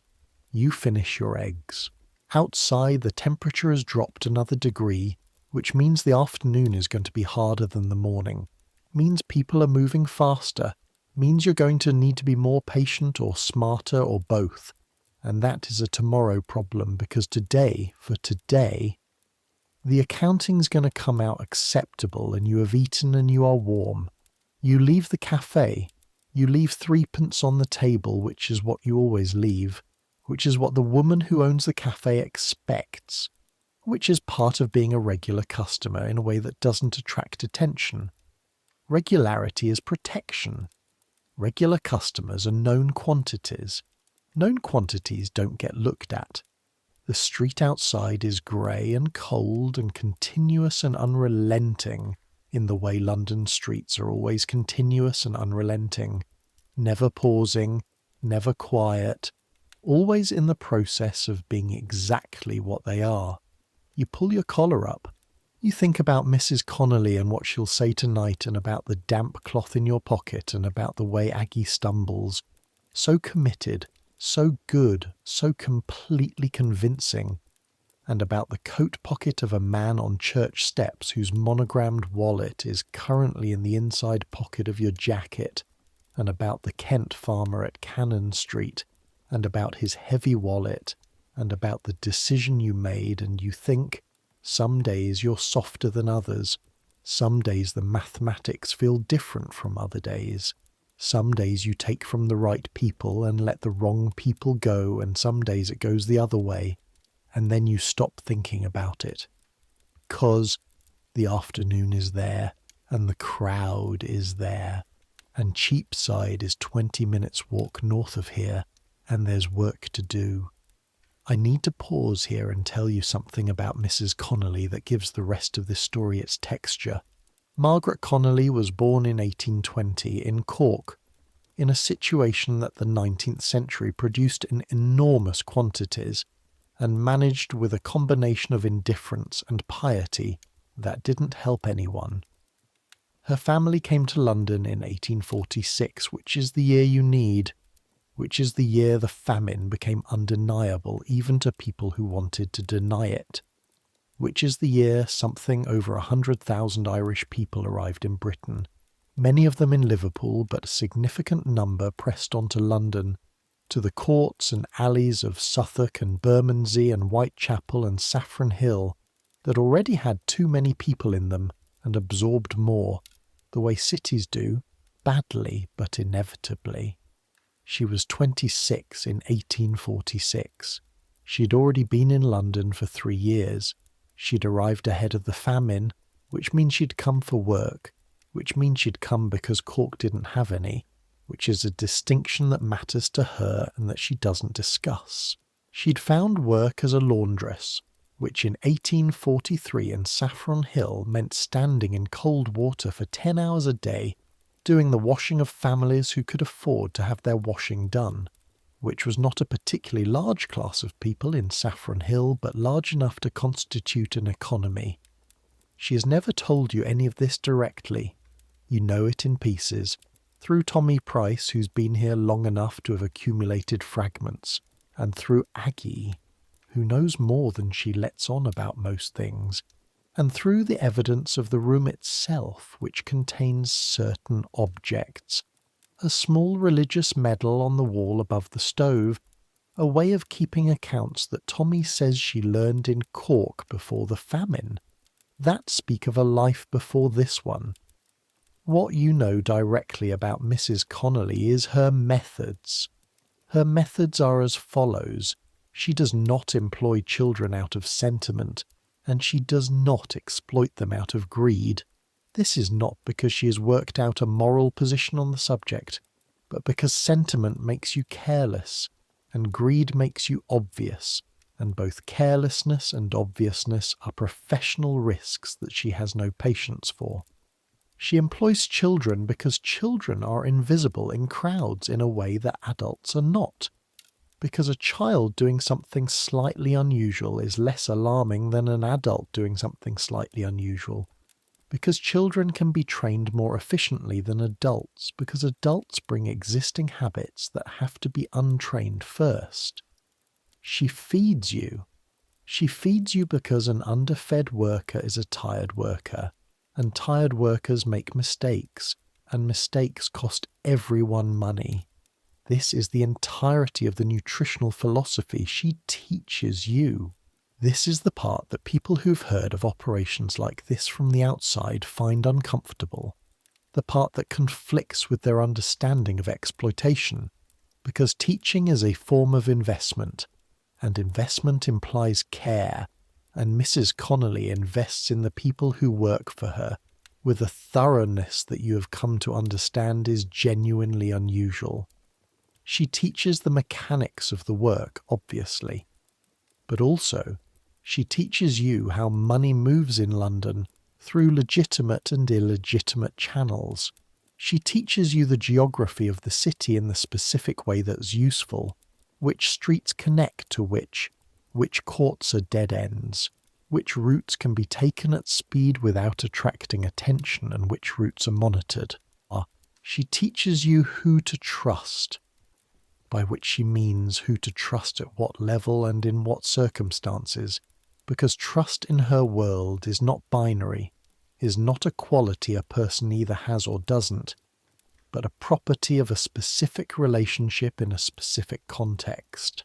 She is 56 years old, which in 1867 is elderly, which in Saffron Hill is ancient, and she walks with a slight stiffness in the right hip that she doesn't mention, and that no one who works for her mentions either. She has grey hair that she keeps pinned back severely, and brown eyes that take in everything they look at in a way that makes you feel, when she looks at you, like a document being read. She does not approve of the rule you've made about working men. You know this not because she's said so, but because once, just once, she said, "Be careful your conscience doesn't cost you your coat," which in Mrs. Connolly's lexicon of advice is approximately equivalent to a speech. You have been careful. You have made the rule and kept the rule and kept your coat. So far. The afternoon has a different quality from the morning. This is always true, but on cold November days the quality difference is sharper, more defined, because by 2 o'clock in the afternoon the light has already started its retreat. The sky going from grey to a darker grey in the way of someone slowly closing a door, and the gas lamps in the better streets are being lit. You can smell the gas before you can see the flames, a faint, sulphurous edge underneath everything else.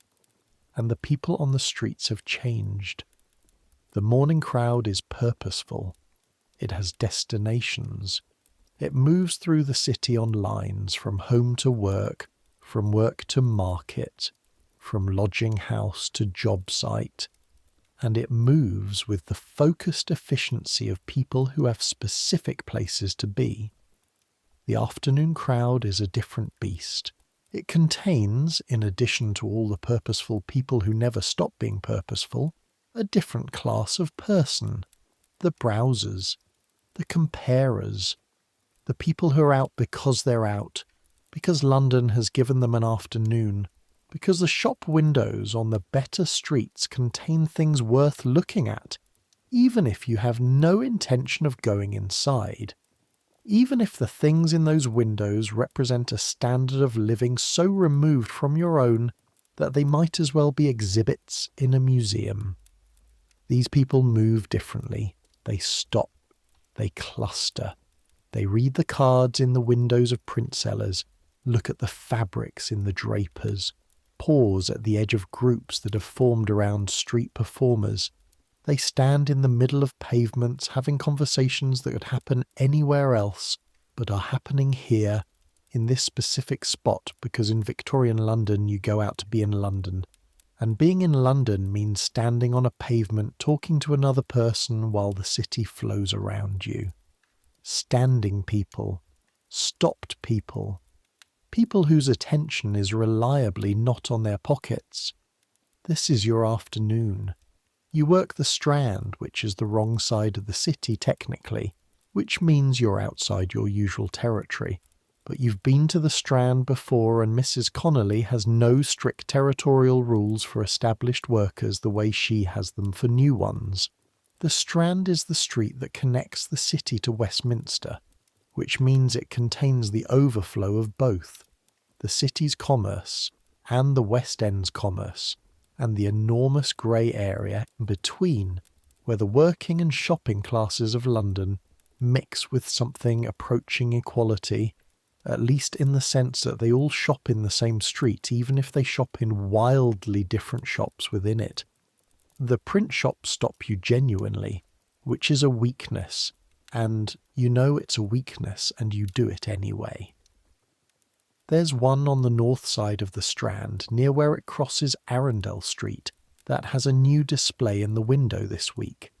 Coloured lithographs of the kind that are starting to appear as engraving gets cheaper. Pictures that would have taken weeks to produce 20 years ago, now produced in batches of hundreds.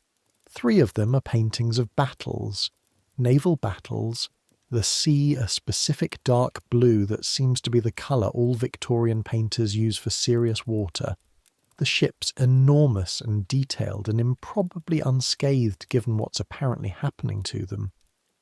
One is a picture of a woman at a window, looking out at something the viewer can't see, which you stare at for 30 seconds before you can identify exactly what about it is affecting you, and then you identify it, which is that she looks specifically like your mother, which is not information that does anything useful for your afternoon. You move on. The pie man. There is a pie man on the Strand who operates from the corner near Somerset House, and who has been operating from that corner for what appears, from the regularity and confidence of his presence, to have been approximately forever. He sells from a tin box mounted on a stick, kept warm from below by a small charcoal brazier that he wheels from spot to spot on a flat barrow, with the authority of a man who knows his location and will defend it.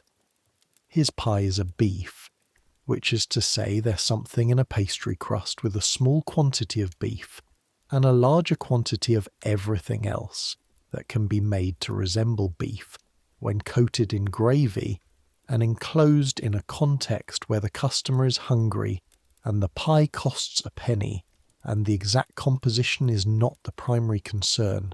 They are good, though. This is a fact that rises above the questions about composition. Hot from the tin, the pastry flaking under your fingers, the gravy burning the roof of your mouth because you never wait long enough, the specific satisfaction of something hot and dense on a cold afternoon in London in November, something that cost a penny and is worth two. You buy one and eat it walking, and this is also a technique. Eating while walking. Because eating while walking is the most normal thing in the world on a street like the Strand, and it keeps your hands occupied in a way that explains their movements in the event of anyone watching. But you're not working the pie man's corner. Too many regulars, too many faces that know his, too many eyes that would notice an unfamiliar boy lingering. You move north up one of the lanes that cuts from the Strand toward the Covent Garden Market, and here the afternoon begins. The market itself is past its morning peak. The main trading is done by 10, 11 at the latest. The serious buyers, the hotel kitchen staff and the restaurant cooks and the street sellers buying their day's stock. They're all here before you're awake and gone before you've had breakfast. What remains in the afternoon is the tail of it. Individual shoppers, people buying a cabbage or a pound of apples or a bunch of whatever's cheapest, and the detritus of the morning's commerce, bruised fruit and wilting greens and the vegetable matter that collects in the gutters and releases its particular smell as the day warms it. The afternoon light here is peculiar. The market building and Covent Garden in 1867 has its purpose-built market buildings, neoclassical things put up in the 1830s when someone decided that the organic sprawl of stalls that had occupied this piazza for 2 centuries needed rationalising. The buildings create a mixture of shade and open sky that moves as the sun moves, and the light on the stone columns shifts from warm grey to cold grey over the course of the afternoon. It smells of bruised flowers. The flower market is on the south side, and even in November, even at this hour, the remains of the morning's trade have left a sweetness in the cold air. Roses and chrysanthemums and the sharp green smell of cut stems, layered over the vegetable basement and the coal, and the general London underneath. You work 2 pockets in the market in 40 minutes. The first is a woman's coat pocket, a simple coin purse, 4 shillings, which you take because she's watching a display of preserved fruits with the intensity of someone making a decision rather than just browsing, which means her attention is fully allocated elsewhere. The second is a man's trouser pocket. You don't prefer trouser pockets, they require a different angle, and the risk of the hand being seen is higher. But this man has positioned himself in a crowd at a fruit stall in a way that gives you a natural approach from his left side, and the pocket is bulging with something that turns out to be a leather change purse. Small, but containing 7 shillings and a florin. £3. £3 on the day so far, including the church steps wallet. You count it in your head as you walk back toward the Strand. The GHW wallet, approximately £4. The coin purse at Covent Garden, 4 shillings. The change purse at Covent Garden, 9 shillings approximately, plus the florin, which is 2. £3.15 roughly. Less Aggie's share of the church steps job, less Mrs. Connolly's cut, which is steady regardless of the day's yield, because the cut is the cut and arguing about it is not something people do. You'll come out with perhaps £1 7 or 8 on a good day, which today, by the standards of what it started as, qualifies. You think about this number, £1 7, as you walk back towards Saffron Hill in the late afternoon dark. The gas lamps are fully lit now, throwing their yellowish light in pools that don't quite reach each other, and in the gaps between the pools the city goes dark the way Victorian London genuinely went dark, with a totality that feels wrong to anyone who's grown up with reliable artificial light. The courts and alleys off the main roads are black. The doorways are black. The narrow channels between buildings are black. You know this dark. You've been walking through it for 11 months. You know which pools of shadow contain people who want nothing from you, and which contain people who want something, and you know this not through any mystical faculty, but through pattern recognition, and the simple rule that anyone standing completely still in the dark is either a prostitute or a thief, or a policeman, and the calculation of which one matters. You move in the lit streets, the main roads, and when you have to take an alley, you move through it fast with your head up and your hands free and the knowledge of what's in your pockets sitting in the back of your mind the way you carry any weight, present and accounted for. The court is narrow and dark and smells of itself. You know every cobble. Mrs. Connolly's door is on the ground floor at the back. Past the stairs, past the place where the plaster has been coming off the wall for as long as you've been here, in a slow, unhurried process of disintegration that has not yet reached any kind of crisis. You knock twice. Wait, once more. She opens the door. The room is warm. This is always the first thing you notice because warmth is never to be taken for granted in November, never to be assumed in the way that people in better situations assume it. Warmth in Mrs. Connolly's room is an achievement. Coal carried up from the cellar in the scuttle that sits beside the fireplace. Coal that costs money that comes from precisely this kind of accounting. Money that moves from pockets on Cheapside and Ludgate Hill and Covent Garden, through Mrs. Connolly's meticulous ledger, and out the other side as coal and bread and a room with a roof. She's sitting at the table. The table is covered with a cloth that was once white and is now a kind of off-white that suggests long use and regular washing. And on the cloth are 3 objects: a ledger, small and black bound, water damaged at one corner where it got wet years ago, an ink pot, and a candle in a brass holder. The ledger contains things that would be very interesting to certain members of the Metropolitan Police, and that Mrs. Connolly has written in a system of notation that only she fully understands, which is not a coincidence. She does not look up when you come in. Close the door. You close the door. She looks up. Her brown eyes do the document reading thing. You have placed the items, wallets, purses, everything, on the table between you, and she examines them with a thoroughness that you suspect would embarrass the people who carried them, a thoroughness that is professional in the specific sense of being entirely unemotional. She opens the GHW wallet first. 4 notes, she says. Good paper. She means the quality of the notes themselves. Bank of England notes in 1867 are handmade on specially prepared paper, difficult to forge, distinctive to the touch.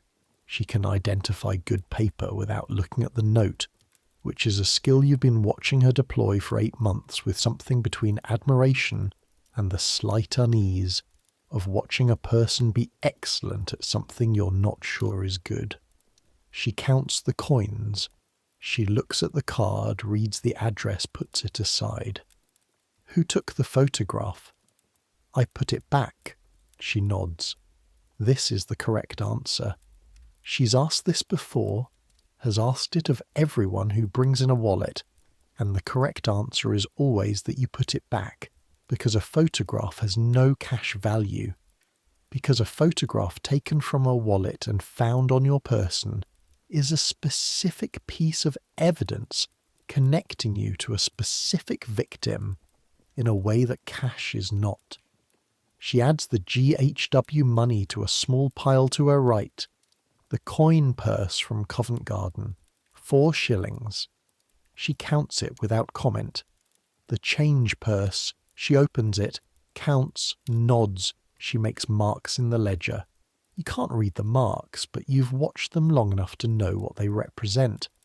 A system of symbols that tracks transactions, cuts, and what she calls outstanding exposures, which is the ledger category for operations that resulted in things being taken from specific identifiable people who might report to the police, which affects how quickly the money can be moved and where it can go. She closes the ledger. £3, 12 and 6, she says. Your portion after Aggie's split and operating costs is £1, 1 and 3. I thought it was closer to 1.7. The Covent Garden purse, the woman's coat pocket, she reported to the Bow Street office at 4 o'clock. You feel the cold in that, which has nothing to do with November. She what? She reported it. Constable took the report. She's regular at Bow Street, apparently. She has a cousin in the Metropolitan Police, which is one of those facts it would have been useful to know before the job. Mrs. Connolly says this without inflection. It is information, not criticism, though the distinction is narrow. The report names a boy in a dark jacket. Nothing specific. But the 2 shillings from that job comes off your share because it's an open exposure and operating costs increase accordingly. £1, 1 and 3. The church steps job is clean. Aggie says clean. She saw to GHW later. She was working the Strand about 3:30. He was coming out of a building near Temple Bar. No constable with him. She doesn't think he reported. Aggie, who saw the man she'd helped rob, who tracked him without him knowing, who confirmed the exposure was closed. This is thoroughness of a kind that you are still, 8 months in, learning to produce consistently. Your Cannon Street morning, Mrs. Connolly says. You look at her. Aggie was working near the station entrance between 9 and 11. She said you went in and came out empty. It is not a question. There was a watcher, you say. Plain clothes. North wall. Newspaper. Donahue, she says immediately, which means she knows who the plainclothes officer at Cannon Street is, knows him by name, which is not surprising because knowing who the watchers are is fundamental infrastructure. He's not active inside the station. He's there to log faces. If he saw you, he logged you as an unknown regular, which is nothing. I know. Then why are you coming back from Cannon Street empty? The farmer. The coat draped over the arm. The weight of everything in the world in a leather wallet. You say, the target I had was a visitor. Full wallet. In a pocket. And? The weight was wrong, you say. Because this is true even if it's not the whole truth. Because the weight was wrong, and you didn't have a partner for an inner pocket job, and those 2 things together make a defensible reason. Mrs. Connolly looks at you for a moment. Her face does not move. The weight was wrong, she repeats. Too heavy. Not just the day's money. Everything. Another moment. Then she writes something in the ledger, a mark you can't read. She closes it. £1, 1 and 3, she says. Same arrangement for the room and board. Your net is 12 shillings and 3p. Thank you, you say, which is what you always say, and she always accepts it with the same slight nod. Not quite grateful, not quite not. You take your share. On your way to the door, she says, Thomas, you turn. The wet cloth, she says, in November. Change it twice a day, once in the morning, once at midday. The cold dries it faster than you think, and a barely damp cloth is worse than no cloth at all. You know why. You know why. Barely damp tells you less than dry because it gives you false confidence. You think you're feeling through the fabric when you're not. The sensation is there, but it's blunted. And blunted sensation in this work is more dangerous than no sensation, because it makes you think you know things you don't. Yes, you say, go eat something, and tell Michael Flood his collar needs washing. He looks like a man who sleeps in his clothes. You leave. Tommy Price is in the room when you get up there. He's lying on the mattress with his arms behind his head, in the way he adopts when he's had a good day, which is a specific physical position that seems to require a ceiling to stare at, and a degree of internal satisfaction to sustain. Michael Flood is not there. The room smells of tallow from the candle stub on the windowsill, and the usual layered smell of 4 people sharing a small space, which you've stopped registering in the same way you've stopped registering most of the smells of your daily environment. Good day? Tommy asks without looking at you. Reasonable. You sit down on your side of the mattress and take off your boots, which takes a moment because the laces are stiff from cold and your fingers are slow after the walk. The boots are good ones, another month's investment that Mrs. Connolly told you to make early and that you did, because good boots in London are not a luxury, they are infrastructure. Bad boots in November in London will give you cold feet that become wet feet that become feet that crack and bleed, and eventually can't walk the miles that the work requires. And feet that can't walk are a professional problem as serious as dry fingers. Aggie was good today, you say. Aggie's always good. Tommy turns his head to look at you briefly. She had you at church steps. She found it. I worked. Half and half, then. He turns back to the ceiling. Fair. You lie back. Outside, the court is making its evening sounds. The low-level domestic murmur of several households doing several domestic things. A child crying somewhere above you in the kind of steady, determined crying that suggests an ongoing grievance rather than a specific event. 2 people in the next room having a conversation through the wall that you can hear the rhythm of but not the words. The church bell somewhere does the 6 o'clock in a tone that suggests the bell has been doing this long enough to find it routine. 6 o'clock.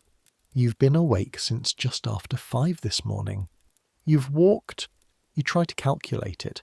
You've walked probably 8 or 9 miles, which is a normal working day's distance in a city where the distance between jobs is the distance between places, and where no one who isn't wealthy enough to take a cab or a bus expects to move across London anyway except on foot.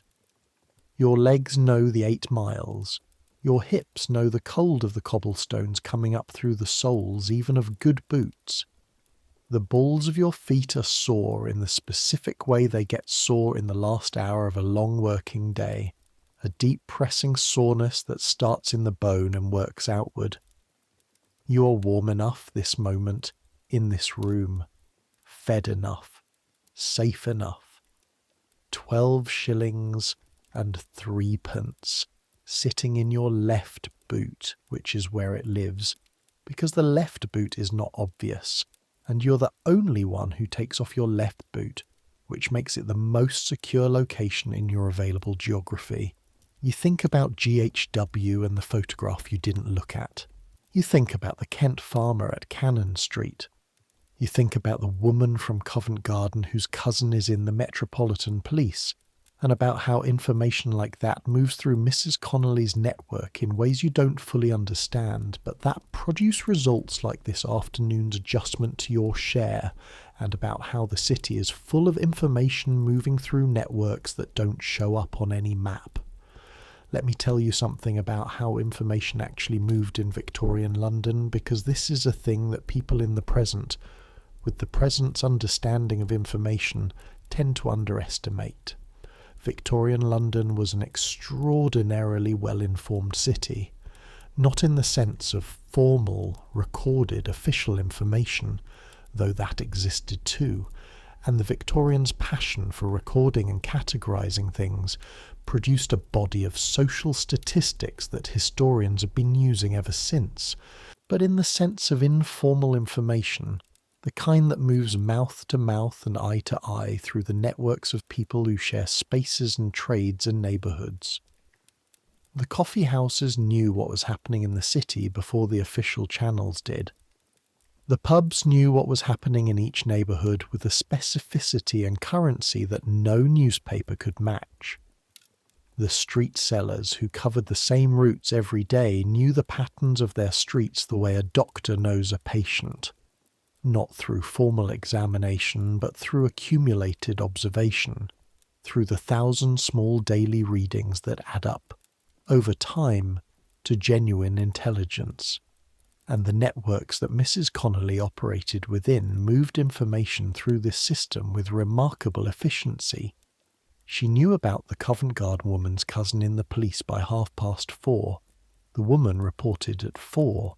The information moved from someone at the Bow Street office, and she had someone at the Bow Street office, you've understood this for months without knowing who or how, through a route that took it to Saffron Hill by 4:30, fast enough to affect this evening's accounting.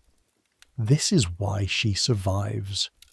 Not the pickpocketing itself. The pickpocketing is the surface.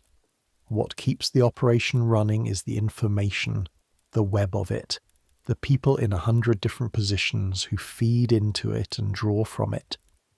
The relationship between Mrs. Connolly and all of them maintained over years, through a combination of mutual interest and the kind of trust that is built slowly and maintained carefully, and that she extends to each of you in exactly the amount that the situation requires and not 1 grain more. You think about this sometimes, about the structure of what you're inside, and it gives you a feeling that's difficult to name. Not admiration exactly, something more complicated than admiration. The acknowledgement that something works, that something is well made, that the person who made it had intelligence and persistence and a clear sight of what was required. And then you think about what it is that's well made and the feeling gets more complicated. Sleep is pulling at you. You can feel it in the weight of your eyelids, the way the ceiling above you is going slightly soft at the edges. Tommy, you say. How long are you staying? A pause. He's thinking about it, which means he's thought about it before and has an answer that he hasn't decided whether to give. Couple more years, he says finally. Save enough to set up somewhere different. Maybe Manchester, maybe Glasgow. They're building everything from nothing up there. New money, new people, nobody knows your face. And then what? And then something else. Legitimate something else. Shop, trade, something. He pauses. You need a trade to get a legitimate trade. That's the part nobody tells you.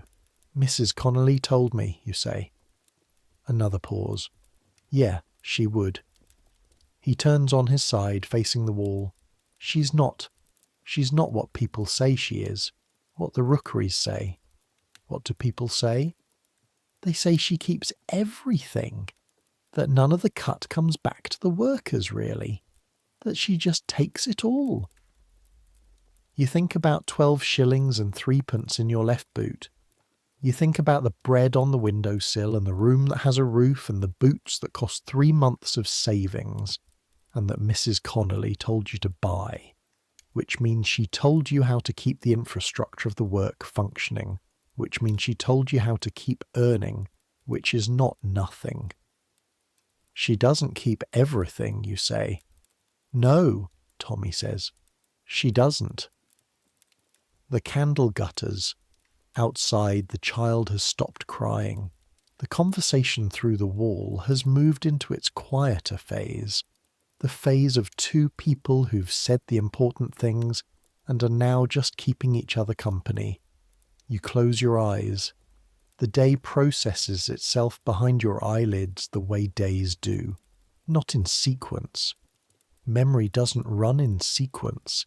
It surfaces in fragments that carry the most sensory weight, the most emotional weight, the things that stuck. The way the Kent farmer shifted his bags at Cannon Street, the smell of the coffee house on Ludgate Hill mixing with the cold outside it. Aggie's stumble, committed and perfect. The GHW wallet in your hand, the weight of it, the feel of the leather monogram under your thumb, the eggs this morning, the cold water in the basin at 5 a.m, your hands, your hands. The thing about the hands, about the work the hands do, is that it stays with them. After a day of the kind of touch that the work requires, sensitive, deliberate, trained, your fingertips feel strange at rest, sensitive to things they wouldn't normally register. The texture of the rough blanket, the different temperatures of your own palms and the backs of your hands, the tiny irregularities in the surface of the mattress. It's as if the day's attention has left a residue, and the residue is a heightened awareness of texture and surface, and the information that touch contains. You press your fingertips together, gently. You think about what Mrs. Connolly said about the wet cloth. Twice a day.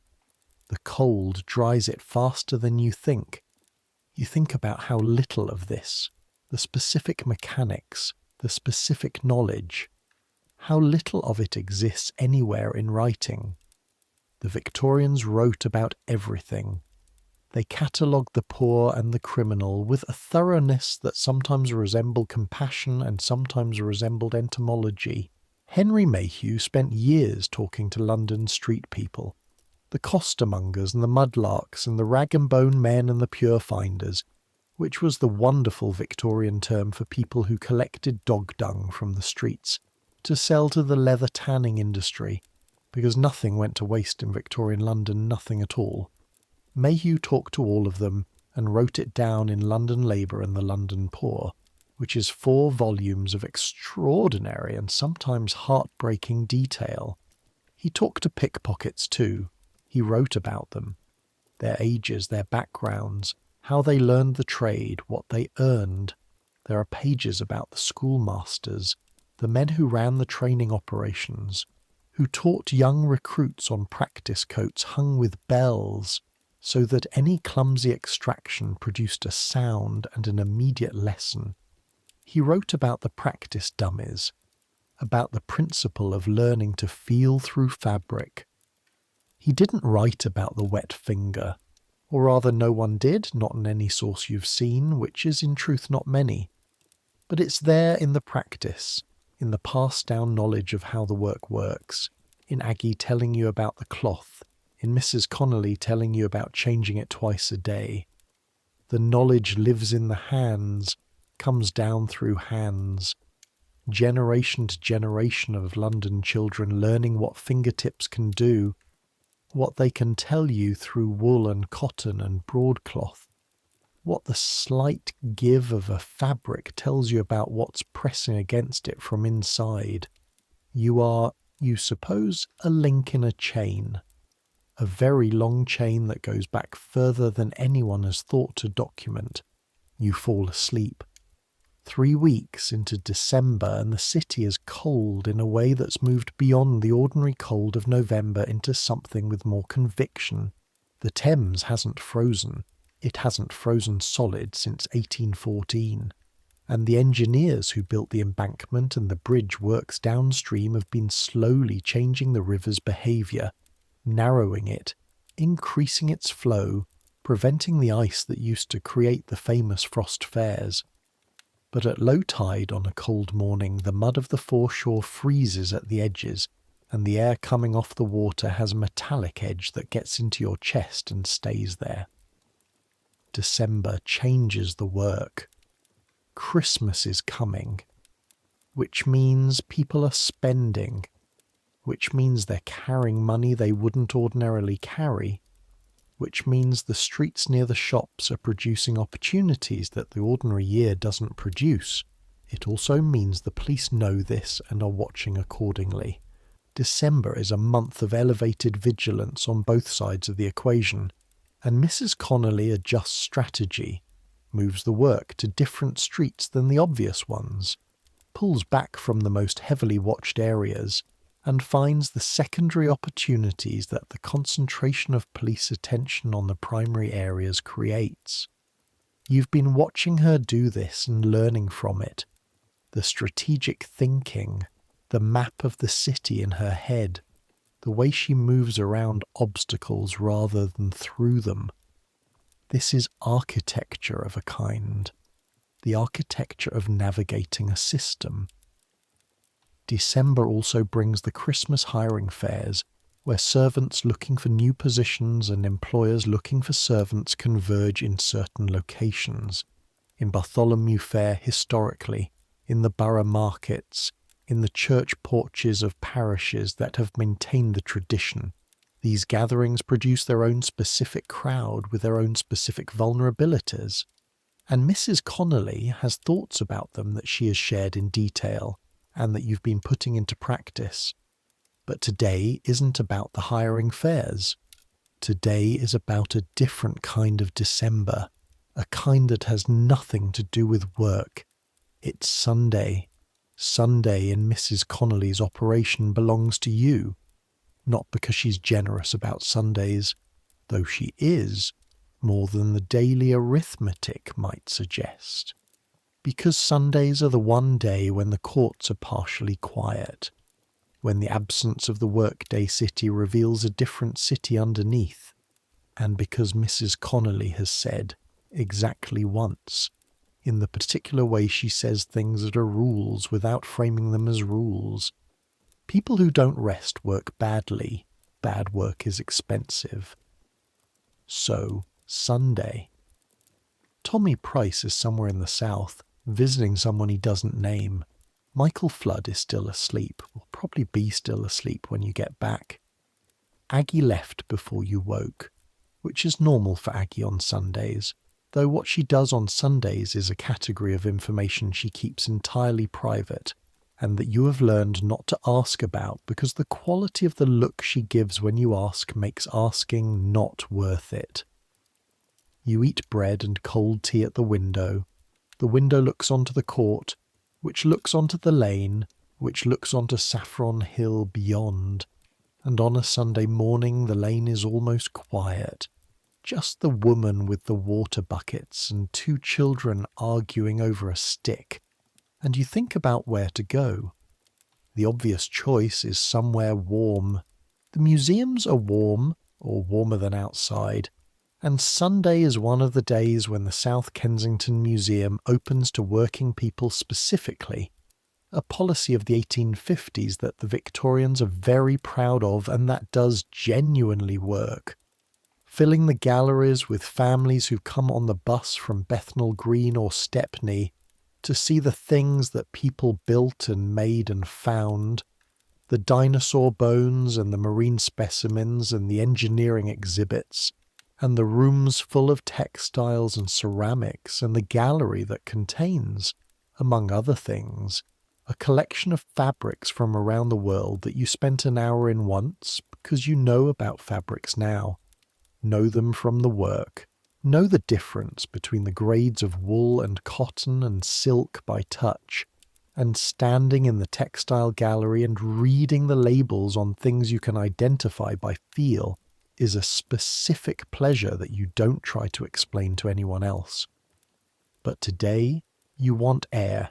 You want the specific quality of Sunday air, which is cleaner than weekday air, marginally, fractionally, because the factories and foundries run lighter on Sundays, the coal fires of commerce burning lower, the sky over the city going from its weekday brown grey to a slightly lighter grey, the kind of grey that has some blue in it, that lets you know the sky is actually still up there. You go south to the river. The Thames in December is a pewter colour, not the dark oil-slick brown of summer, when the heat and the sewage combine to produce a body of water that you can smell from a considerable distance. The summer river, even with the new embankment partially complete, is genuinely terrible, genuinely a sanitary emergency, the kind of thing that closes Parliament when the wind is wrong, and that is slowly killing people who live downstream of it in ways that the Victorian understanding of disease does not yet quite connect to the water itself. But in December the cold suppresses the smell and the river goes pewter, silvery in the diffused winter light, wide and purposeful, moving with the intent of a thing that has been moving for longer than anything around it has existed. You stand at the embankment wall and look at it. The embankment itself is still being built in sections, the great engineering work of Bazalgette that is going to solve two problems simultaneously: the sewage that's been poisoning the river and the lack of a proper road along the northern bank, by building the sewage interceptor tunnels inside the reclaimed embankment, by turning the foreshore into a road and a park and a place where people can stand, as you're standing now, and look at the water without smelling it. In 1867 it's half done. The western section is finished. Victoria Embankment, as far as Waterloo Bridge is open, is already being planted with trees, is already beginning to look like the grand riverside road someone had in mind when they approved the expenditure. But east of Waterloo Bridge it's still construction, still mud and timber framing, and the shouts of labourers working even on Sunday morning, because the project is behind schedule, and behind schedule on the embankment is expensive. The labourers working on a cold December Sunday. You watch them for a while from the completed section. These men moving through the mud in their heavy boots. The particular physicality of Victorian construction labour that has no machines to assist it, that is almost entirely the work of human bodies with basic tools: spades, barrows, muscle, repetition, cold hands, cold feet.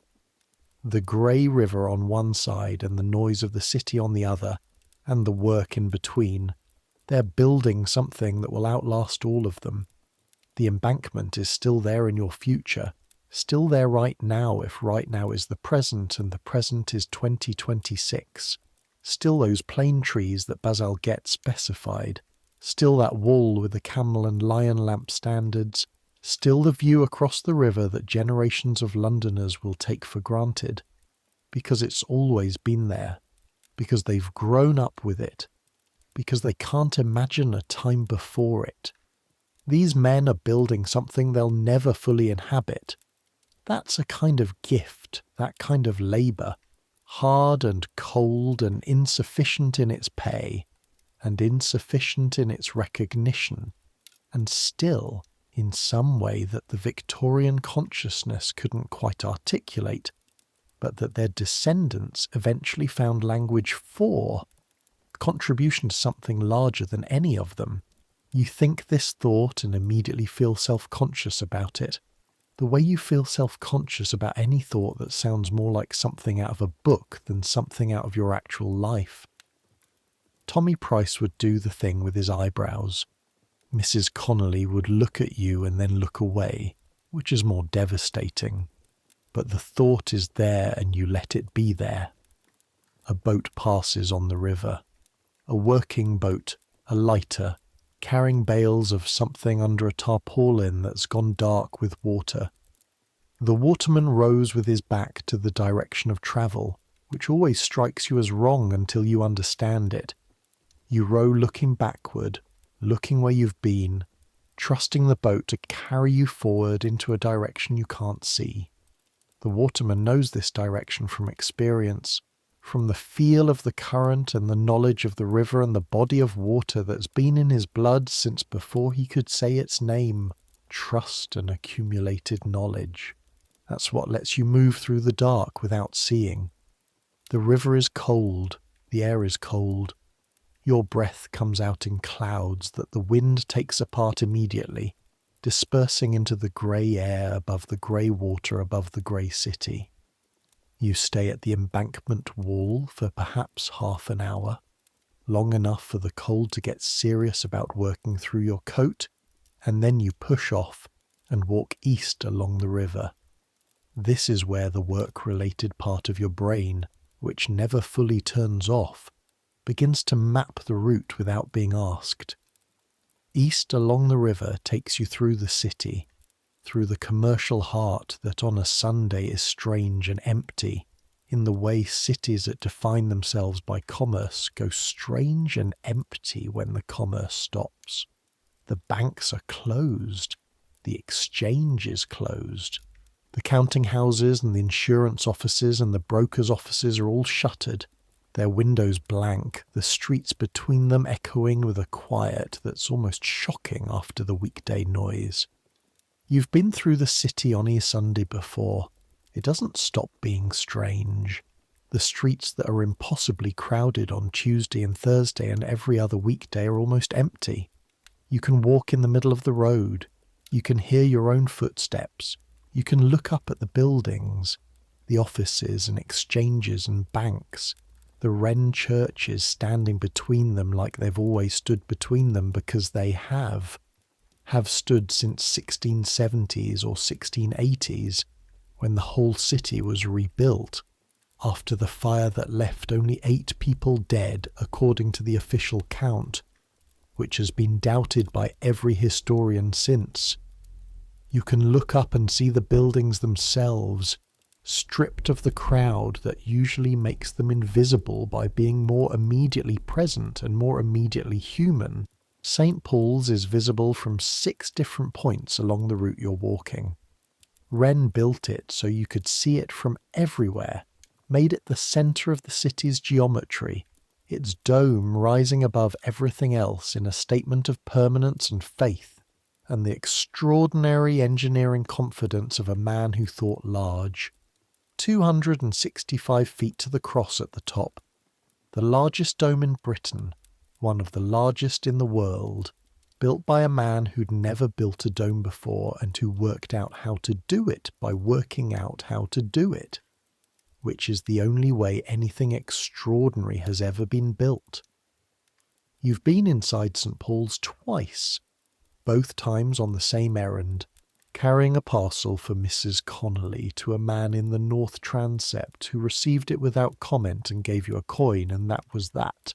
The inside of the cathedral is enormous in a way that surprises you every time, because the outside prepares you for big, and the inside delivers something beyond big. The sense of space that Wren intended, that lifts the eye and the mind upward and inward simultaneously. The sense of being inside something that was designed to make you feel small in relation to something large without making you feel bad about that. Today is Sunday. St. Paul's is open. The morning service is over, and the afternoon service isn't for hours, and in the space between them the cathedral is accessible to anyone who wants to enter. You want to enter. You go up the steps. The doorman, who's seen every kind of person enter St. Paul's and has opinions about some of them, looks at you and then past you. You're a boy in a plain coat with nothing remarkable about you, which is to say that everything about you is exactly right for passing through any door without difficulty, which is the point. Inside, the cold stops, or rather, it transmutes into a different kind of cold. Stone cold, the cold of a great stone building that is several degrees above outside but several degrees below comfortable. A cold that smells of incense and dust and the centuries of human presence that have been absorbed by the stone and the wood and the marble underfoot. Your footsteps echo. There are perhaps 20 people inside, scattered through the vast space. Some sitting in the pews, some walking slowly around the perimeter, reading the memorial tablets that cover the walls, monuments to admirals and generals and politicians and the occasional bishop, all of them commemorated with the same formula of birth year, death year, the offices held and the deeds done, the Latin epitaph that summarizes a life in 12 words and never quite succeeds. One of the people is an old woman on her knees in front of one of the side chapels, praying with the absolute concentration of someone for whom the alternative to prayer is unbearable. You give her the space she needs and you walk the other way. There is a trick to appreciating large buildings. Mrs. Connolly didn't teach you this one. You worked it out yourself over the 2 visits and the various churches you've been through in 11 months. The trick is to look at the details rather than the whole, because the whole is too large to take in all at once, and trying to take it in all at once produces a kind of visual overwhelm that resolves into nothing. But the details are approachable. The way the light falls through the windows in the morning and the afternoon and produces different things. The morning light in St. Paul's comes from the east and goes gold in the dome. The afternoon light comes from the west and goes grey and then pink. The carvings on the choir stalls, which are by Grinling Gibbons, which means they're made by the best wood carver of the 17th century, which means the flowers and birds and leaves intertwined in the wood are almost impossibly fine. Almost impossible to believe were made by chisels and the same kind of hand that does everything else, that peels potatoes and ties bootlaces and drags water from wells. The hand does everything. The hand is capable of everything. You stand in the south transept and look up into the dome. It rises above you in its painted glory. The mosaics added after Wren's death that he would not have approved of because he wanted the architecture to do the work, wanted no additional decoration, rises above you in its extraordinary curve, the engineering of it invisible and yet entirely visible once you understand it. The dome within a dome that distributes the weight outward to the drum to the walls to the ground, the whole system so carefully calculated that 200 years of London weather and London vibration and the blitz of 1940, but that's the future and you don't know it. You stand in 1867 and the blitz is 73 years away. Haven't shifted it a fraction. The confidence of that calculation, the audacity of it. Wren stood roughly where you're standing and looked at this same view, knew it was right because he'd made it right, had built it into the stone, and knew it would stand. There is something in this that connects to the thing about the hands, the information in the hands. Wren's hands knew how the dome would sit on the drum, knew it the way your hands know the weight of a wallet through broadcloth. The difference being the result. The difference being what the knowledge is used for. You stand in the south transept of St. Paul's Cathedral on a cold Sunday in December 1867, and you think about Wren, and you think about the Kent farmer at Cannon Street, and you think about G.H.W. and his photograph, and you think about the 12 shillings in your boot and the 2 shillings that came off because a woman had a cousin in the police, and you think about all the things that have led to this specific moment of standing here with the dome above you, and the cold in your coat, and the city outside going about its Sunday in the particular way it goes about Sundays. You think, I am 14, I have 11 months, I have 12 shillings. And then you think, what am I building? Not what am I doing? What am I building? Wren built a dome that would stand for centuries. The labourers on the embankment are building a wall that will stand long after they're gone. Even the waterman this morning is part of something. The commerce of the river, the carrying of goods, the work that keeps the city alive. What is the work you are doing building?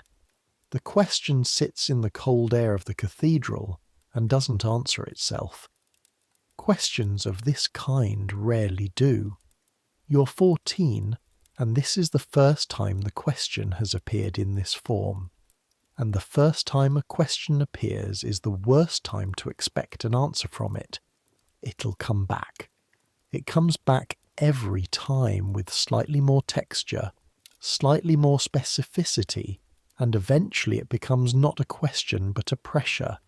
And eventually the pressure becomes a decision. Not today. Today you're in St. Paul's on a Sunday in December, and the light through the west windows is starting to go pink, which means the afternoon is moving, and you should get back to Saffron Hill before the dark. You walk out the west doors and down the steps and into the cold. The days between Christmas and the New Year produce a particular atmosphere in London that has nothing to do with goodwill and everything to do with the specific exhaustion of a city that has been performing celebration for 4 weeks and is running on empty. It is during these days that an event occurs which changes the shape of things, not dramatically, not in the way that events in novels change things, with a clear before and after and a moment that you can point to and say, there, that is where it shifted. More the way things change in real life, which is gradually and then all at once and then gradually again, in a way that you can only clearly see when you look back from a distance. The event is this. You're working the late afternoon near London Bridge, the south side, Southwark, the side of the river that has always been the city's other face, the face it keeps for the things it needs but doesn't want to look at directly. And it is 3:30 in the afternoon on the 27th of December, 1867, and the light is already completely gone, and the gas lamps are doing their best, and you are moving through a crowd that is smaller than the pre-Christmas crowd, but still present, still purposeful, still carrying the residue of the season in the form of small parcels and bags with the occasional glimpse of coloured ribbon.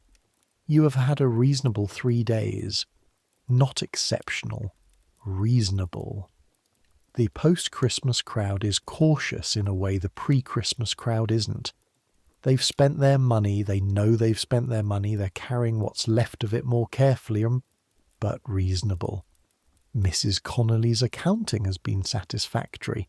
Your boot contains, at this moment, 2 weeks of accumulated savings that have brought the total there to something you try not to count too often, because counting it makes the number seem real, and making the number real makes it something to lose. You are near the bridge approach. The bridge itself is always productive. It's a natural compression point. Everything coming from south to north or north to south has to pass over or under the river, and the bridge over and the stairs and ferry landings under are always thick with people. You see the boy first. He's younger than you, maybe 11, maybe 10. The clothes tell you most of it. Too thin for December, wrong weight for the weather, a jacket that might have fitted him a year ago and is now too short in the sleeves and too narrow across the shoulders in the way that children grow when no one is managing the growth. He's not someone you know, not from Saffron Hill or the surrounding courts, not from Mrs. Connolly's orbit as far as you can tell. He's working. You can see it immediately and clearly, with the clarity of someone who does the same work. The same way a carpenter can see another carpenter framing a wall, the way he's moving through the crowd, the attention, the hands, and he's doing it badly. He's moving too fast for one thing. Urgency is one of the main errors. It shows, it reads, it makes the body's language wrong. He's also looking at pockets too directly. One of the first rules, is that you don't look at the pocket. You look past it, around it, at the general area of the person. The way someone might look at a person's chest while talking to them rather than their face. Looking directly at a pocket is like looking directly at a target. It changes your orientation in ways that other people, even people not specifically watching for it, can register as wrong. He's about to approach a man who is, you can see from here, very much not the right kind of target. The man is standing at the edge of the crowd, which is wrong because people at the edge of crowds are either watching the crowd or about to leave it, neither of which is what you want in a target. He is also standing with his hands in his own coat pockets, which means anything in those pockets is partially physically protected by his own hands. And he's a large man, which means that if something goes wrong, what happens next goes wrong larger. You are not, under any circumstances, required to do anything about this. You could walk past. You could note the situation with the professional detachment that Mrs. Connolly prizes and move on to your own afternoon and let whatever happens happen, which is probably nothing, or possibly something bad for the boy, or possibly just a close call that he learns from. The boy moves toward the man. You walk into his path, not aggressively, not with any drama. You simply arrive at his location by a slightly different route at exactly the right moment, and you are between him and the man, and you look at the boy with the specific look that stops people. He stops. Up close, he is definitely no more than 11. Hungry. You can see it in the quality of his tension. That specifically hungry alertness that's different from regular alertness, sharper and less patient. His hands are red with cold. Not just cold, cracked at the knuckles in the way that cold does to skin that isn't being taken care of. The dry, tight crack lines that hurt when you close your fist. He looks at you. He's calculating. You can see him doing it. Calculating whether you're a threat. Don't, you say. Very quietly. Not unkindly. He's looking at you with a wariness that is already well developed for 11. He's watching, you say, which is true. The large man is now showing slight signs of awareness of the crowd around him, which you've picked up and the boy clearly hasn't. The boy looks at the man, looks back at you. Something shifts in his face, not relief exactly, more like the acknowledgement of information. "Who are you?" he asks. His accent is London, deep London, the accent of someone born in the courts and educated in them. "Nobody," you say. "Keep moving." You step back and let him make his own choice, which he does by going sideways and disappearing into the crowd in a direction away from the large man. Not particularly gracefully, but effectively. You watch him go. You watch the large man, who has not noticed any of this, who's now moving away up the bridge approach with his hands still in his pockets and his wallet wherever his wallet is, safe from 11-year-old hands. You stand there for a moment. Then you follow the boy. You find him at the south end of the bridge, in the recess behind one of the pedestals, sitting on the stone with his arms round his knees. He looks up when you approach with the expression of an animal that hasn't decided whether to run or wait. "Are you going to report me?" he says. "To who?" He blinks. "Who taught you?" you say. A pause. "Nobody." The specific phrasing of someone who's protecting information. "You're too fast," you say, "and you're looking at the wrong place." If you look at the pocket, your head tilts. People notice the tilt. Look at the shoulder. Look at the space next to the person, not the pocket. He's listening. You can tell he's listening by the particular quality of stillness in someone who wants information. "And your hands," you say. "Look at your hands." He looks at his hands, the cracked red knuckles, the dry tight skin. You can't feel anything through fabric with hands like that. Not properly. You need a cloth. Damp cloth in your pocket. You warm it against your palm. You touch the cloth to your fingers before you go in. Makes the difference. You say this the way Aggie said it to you, as plain information, as something that should be obvious, as something anyone would know. He's looking at his hands now and then at you, processing. "How old are you?" he asks. 14? You work for someone? "Yes." "I don't," he says. "Got nobody." He says it the way you'd say it's raining. A fact. You look at him. 11. No one. Cracked hands, bad technique, working the bridge approach on a dark December afternoon with a coat too thin for the weather. The full picture. Got nobody. You think about Mrs. Connolly, about the room on Saffron Hill, about what it was like 11 months ago, stepping off the wagon from Wolverhampton with a letter of introduction and slightly more options than this boy has. Not many more, but enough that the difference, looking at him, seems enormous. "Where are you sleeping?" you ask. He shrugs, which is an answer. You think for a moment. You think about what Mrs. Connolly says about bringing new people in, which is that it's her decision, that no one working for her brings in new people without her approval, that the evaluation process exists for reasons that are about the safety of everyone in the operation, and not just about gatekeeping. You think about the boy's cracked hands in December, and the bridge approach at dusk. "I'm not making you any promises," you say, "but come with me tonight. You'll eat and you'll be warm and I'll talk to the person I work for. After that, it's up to her." He looks at you for a long moment. "Why?" he says. Not even a full question, just the word. "Because your hands are cracked and it's December," you say. He gets up.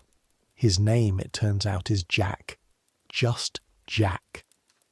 No last name offered and none required.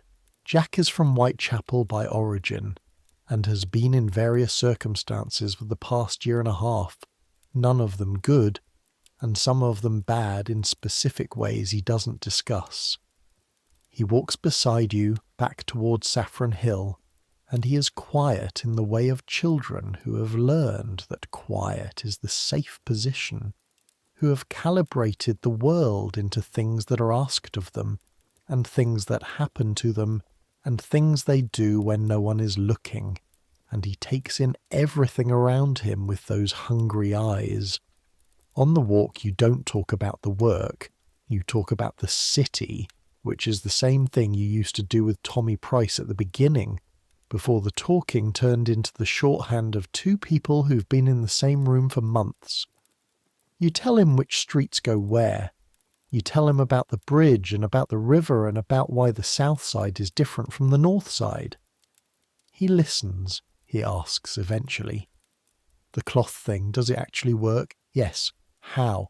"The wet makes your skin softer, more sensitive. You can feel what's in a pocket without actually reaching in." He thinks about this. He turns his right hand over and looks at his palm, then at the pads of his fingers. "My fingers are numb all the time," he says. "That's the cracking. You need to keep them oiled when you can. It helps." He nods. Outside Mrs. Connolly's door you knock twice. Wait. Once. She opens it. She looks at you. She looks at Jack with the document-reading eyes. She's silent for a moment. "Come in," she says. "Both of you." Mrs. Connolly spends 40 minutes with Jack. You're not in the room for most of this. She sends you upstairs with the instruction to tell Michael Flood that if he's going to leave his things on the floor, someone will trip on them in the dark and break something, and it will not be their problem. When she calls you back down, Jack is sitting at the table with a cup of tea and a piece of bread, and the expression of someone who is very carefully not showing that the tea and bread are among the best things that have happened to him in some time. Mrs. Connolly looks at you. "You brought him here," she says. "Yes." "Why?" You think about what you said to Jack on the bridge. "Because your hands are cracked and it's December." It was true then. It's still true. But standing in front of Mrs. Connolly, it feels like it needs more than that. Like it needs to be something she can evaluate. Something with a logic she can follow. "He's got ability," you say. "Natural instinct. Wrong training, no training, really. He's working solo and doing it badly, but the instinct is there." She looks at you, the document reading. "And," she says. You exhale. "And he's got nobody and it's December," you say. "Same reason as the other reason." Mrs. Connolly is quiet for what seems like quite a long time, but is probably 10 seconds. He sleeps in the attic, she says. 1 month's trial. He earns nothing the first month. Operating costs only. After that, we reassess. She looks at Jack. You understand? Jack, who has been very still during this exchange, nods. You take instructions, she says. From me and from Thomas, since he's responsible for bringing you here. You do nothing outside what you're told to do. You ask before you act. Is that understood? Yes, says Jack. Good. She opens the ledger. What's your full name? A pause. John William Reeve, he says. She writes it down. The winter passes. It passes in the rhythm that winter passes in when you're 14, and working and living in 3 rooms with 4 people. And the cold is a constant presence. Not dramatic, not dangerous exactly, but always there. Always in the background of everything. In the basin that freezes and the floor that's cold underfoot and the way your breath comes out in clouds in the room on January mornings before the fire catches. Jack turns out to be quick. Genuinely quick. Not just street quick. Quicker at learning than almost anyone you've seen, including yourself. He takes the wet cloth rule and runs with it, experiments with it, comes back 3 days later with a specific observation about the difference between cotton cloth and wool cloth in terms of how long the moisture is retained, which is a refinement that you hadn't thought to make. Mrs. Connolly, who overhears this conversation, says nothing at the time, and the next day tells Jack he'll be moving out of the general rotation in 3 weeks to work a more specific brief. High praise! You watch him absorb this with the careful blankness of someone who's learned not to show too much in case too much showing leads to something being taken away. Some things don't change. What changes slowly is you. It's hard to see changes in yourself from the inside. You can see them from the outside. See them in the way other people relate to you, in the expectations they put on you, in the quality of the work you're given. Mrs. Connolly sends you on jobs now that she didn't send you on 6 months ago. Not because you're older, though you are, 15 now. Turned 15 in January in the way you turn 15 in a room in Saffron Hill, which is that you remember the birthday in the morning and then do a day's work and come back and eat supper, and it's a thing that happened. But because the skill is there in a way it wasn't. Because the hands have learned what they've learned and the reading of crowds has deepened into something that you trust. You trust it. This is the change, not the skill itself. The skill was building from the first month. The change is the trust, the willingness to rely on what the hands tell you, to act on the first reading without second guessing, to let the body's knowledge be the knowledge without the mind interfering. February brings the fog.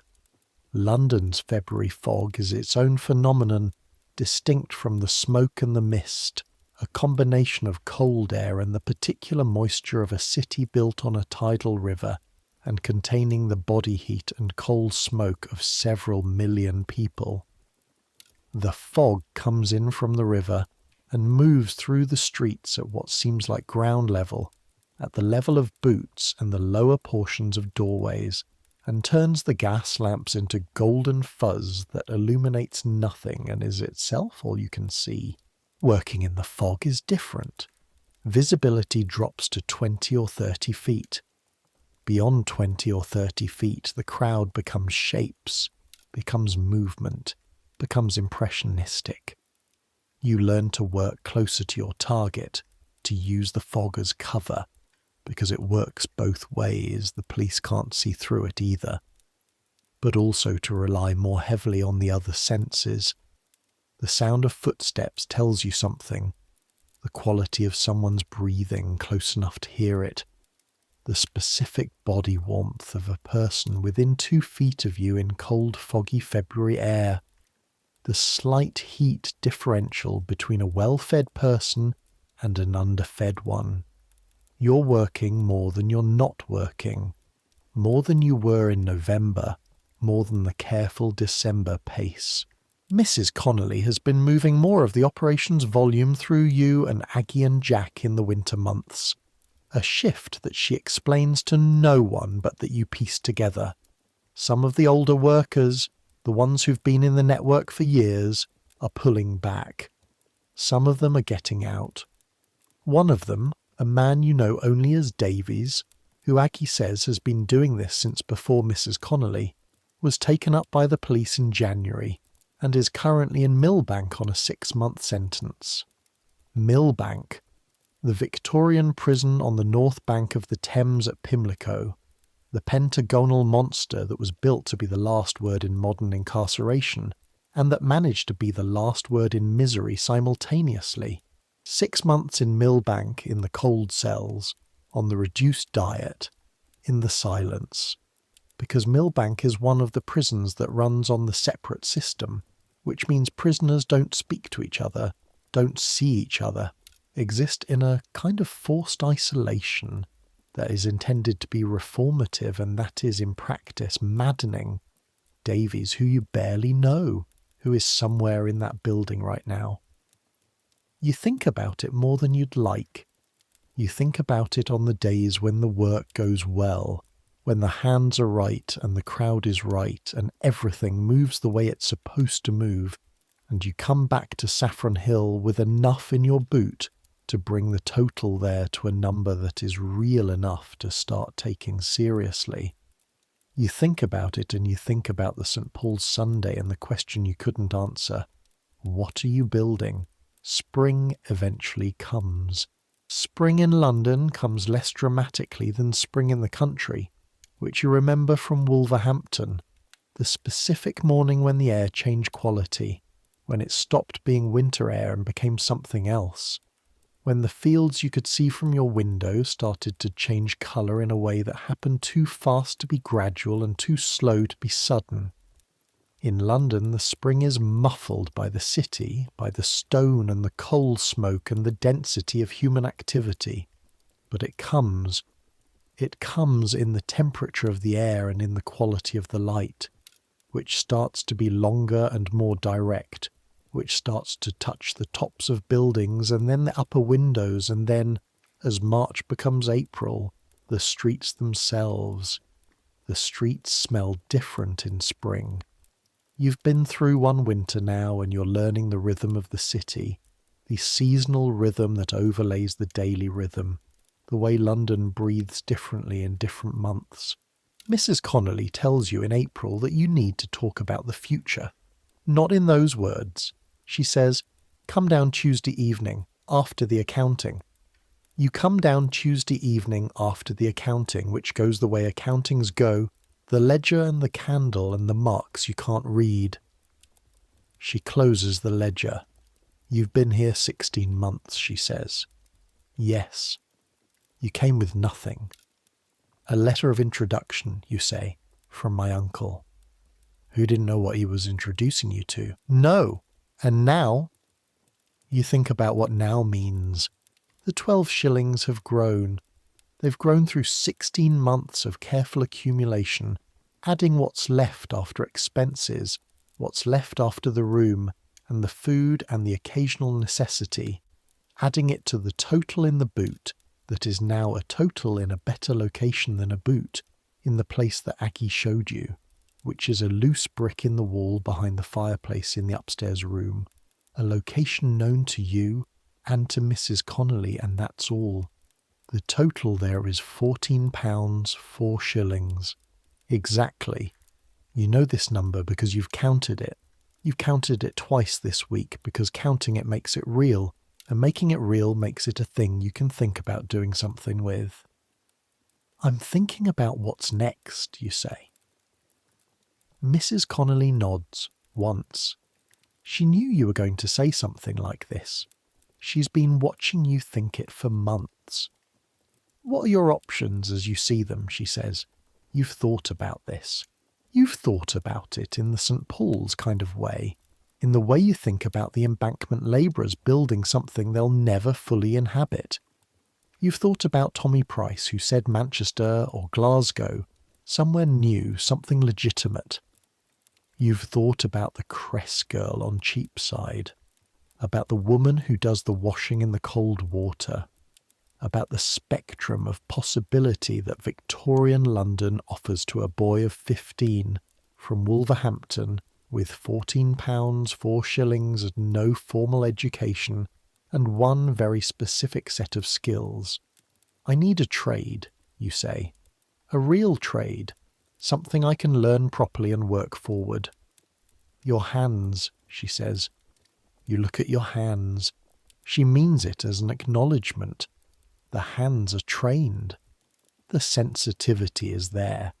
The reading of texture and surface and the information contained in touch. Draper, you say, or a dyer's, something in cloth. She looks at you for a moment. It's the document-reading look, but it's something else underneath it. You're going to need a reference, she says. A legitimate one. Someone who can vouch for a year and a half of legitimate work. That's the difficulty. I know someone, she says. A woman who runs a small warehouse on Wood Street. She needs reliable people. She's been in my debt for 8 years for reasons that aren't relevant. She can provide a reference for a boy who's worked for her since last autumn, carrying and sorting, learning the trade from the ground up. The reference will be legitimate in every way that matters, which is every way that can be checked. Can you do the work if you get the position? You look at your hands, the hands that know cloth, that know weight and texture and the 1,000 distinctions that trade in fabric requires. Yes, you say. She nods. There's a condition, she says. You wait. Jack stays in the arrangement. You've taken responsibility for him. He's doing well. He needs time and he needs stability, and he needs the thing you had when you arrived. Someone who knows what they're doing and will tell him what he's doing wrong. A pause. You're better at that than you think. You think about Jack and his cracked hands and his observation about cotton versus wool for the damp cloth. You think about him sitting at Mrs. Connolly's table with the tea and the bread and the careful blankness. I'm not going anywhere quickly, you say. Even with the reference, it takes time. I'll be here through the summer, probably into autumn. Good? She opens the ledger again. Not for accounting, just the habit of it. One more thing. Yes. She looks at you, directly. The rule you made about working men. You say nothing. It cost you money, she says. Not a lot, but some. Yes. Keep it, she says. You stare at her. You think I don't have rules like that, she says. You think I've been doing this for 20 years without a line somewhere. Everybody has a line. It's not weakness. Weakness is not knowing where your line is or knowing and not keeping it. She closes the ledger. Keep your rule, but know why you have it. Not sentiment, not guilt. Because a person who knows where their line is works with more consistency and more clarity than a person who doesn't. And consistency is worth more than the money you lose by having the line in the first place. She stands. The conversation is over. It was. You understand, in the way you understand things in Mrs. Connolly's presence. A gift. Not a large gift. A precise one. Good night, Thomas, she says. Good night, Mrs. Connolly. You go back upstairs. The summer. Let me tell you about the London summer and then let you rest. The London summer of 1868 is the first summer you're properly in, the first one you experience from the inside of the city rather than arriving in it as a stranger. You know the streets well enough now to feel the summer change them, to feel the particular way heat works in a city of stone and brick and insufficient drainage, the way the smell intensifies, the way the river becomes something you smell before you see it, the way the courts and alleys trap heat the way they trap smell, creating pockets of warmth that are almost pleasant in the morning and genuinely unpleasant by afternoon. You work more in the mornings in summer. The afternoon heat slows the crowds and slows the work, and you've learned to front-load the working day and use the afternoons for the other things, for walking the city, for the kind of looking that isn't working, for the Sunday quality of attention that St. Paul's gave you on that December afternoon, but that in summer the whole city gives freely on weekday afternoons when the light is long and the heat makes even the busiest streets slightly dreamy. You go to Covent Garden in the early morning to watch the flower market before the buyers arrive, when the market workers are still unloading the carts from the country, and the flowers are fresh enough to fill the whole piazza with a smell that shouldn't be possible in this city.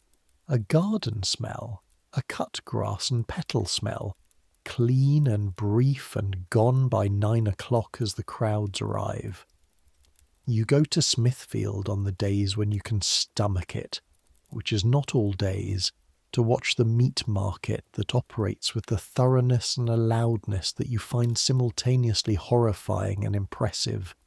The scale of the thing, the efficiency of it, the way London's appetite for meat is met here every morning, in a quantity that requires you to stand and simply receive the fact of it. You go to the river at the embankment, which is further along now, which is showing more of what it will become, the trees planted and the road taking shape, and Basil gets vision of the thing becoming visible in the stones themselves. And you go to Waterloo Bridge. The bridge is not the new bridge. This is the old bridge, the 1817 bridge built by Rennie, the one with the 9 elliptical arches and the Doric columns along the parapets, the one that Canova called the finest bridge in Europe, which is the kind of compliment that people quote for generations, because it comes from the right person and refers to the right kind of grandeur. The bridge from above is a vantage point. From the centre of the bridge on a clear summer evening looking east, you can see St. Paul's Dome and the jumble of the city behind it. Looking west, you can see the palace at Westminster, the new Gothic revival building that was rebuilt after the 1834 fire, its towers rising above the bend in the river, the Parliament building, where the laws are made, including the laws you break. You think about this. You stand on the bridge in the early evening light of July 1868, looking at the Parliament building, and you think about the laws. Not with resentment. This is important. Not with the resentment that would make it simple, that would give you a clear position and a clear enemy and a clear narrative about what you've been doing. The laws are not made by people who intended to harm you.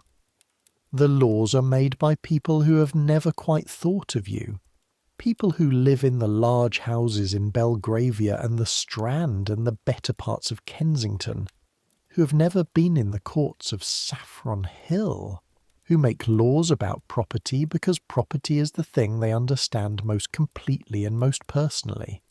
You are a person who has violated those laws systematically for 17 months.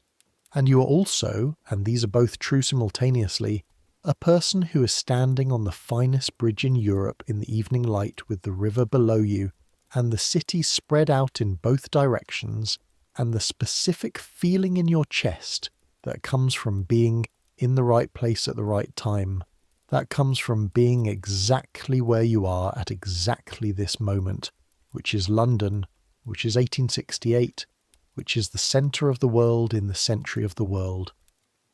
The feeling is complicated. Most of the feelings that matter are. The river is blue this evening, or as close to blue as the Thames gets, which is particular grey blue, a pewter with the light in it. moving steadily toward the sea with the purposeful confidence of something that has been doing this since before the city existed, and will be doing it after the city is unrecognizable.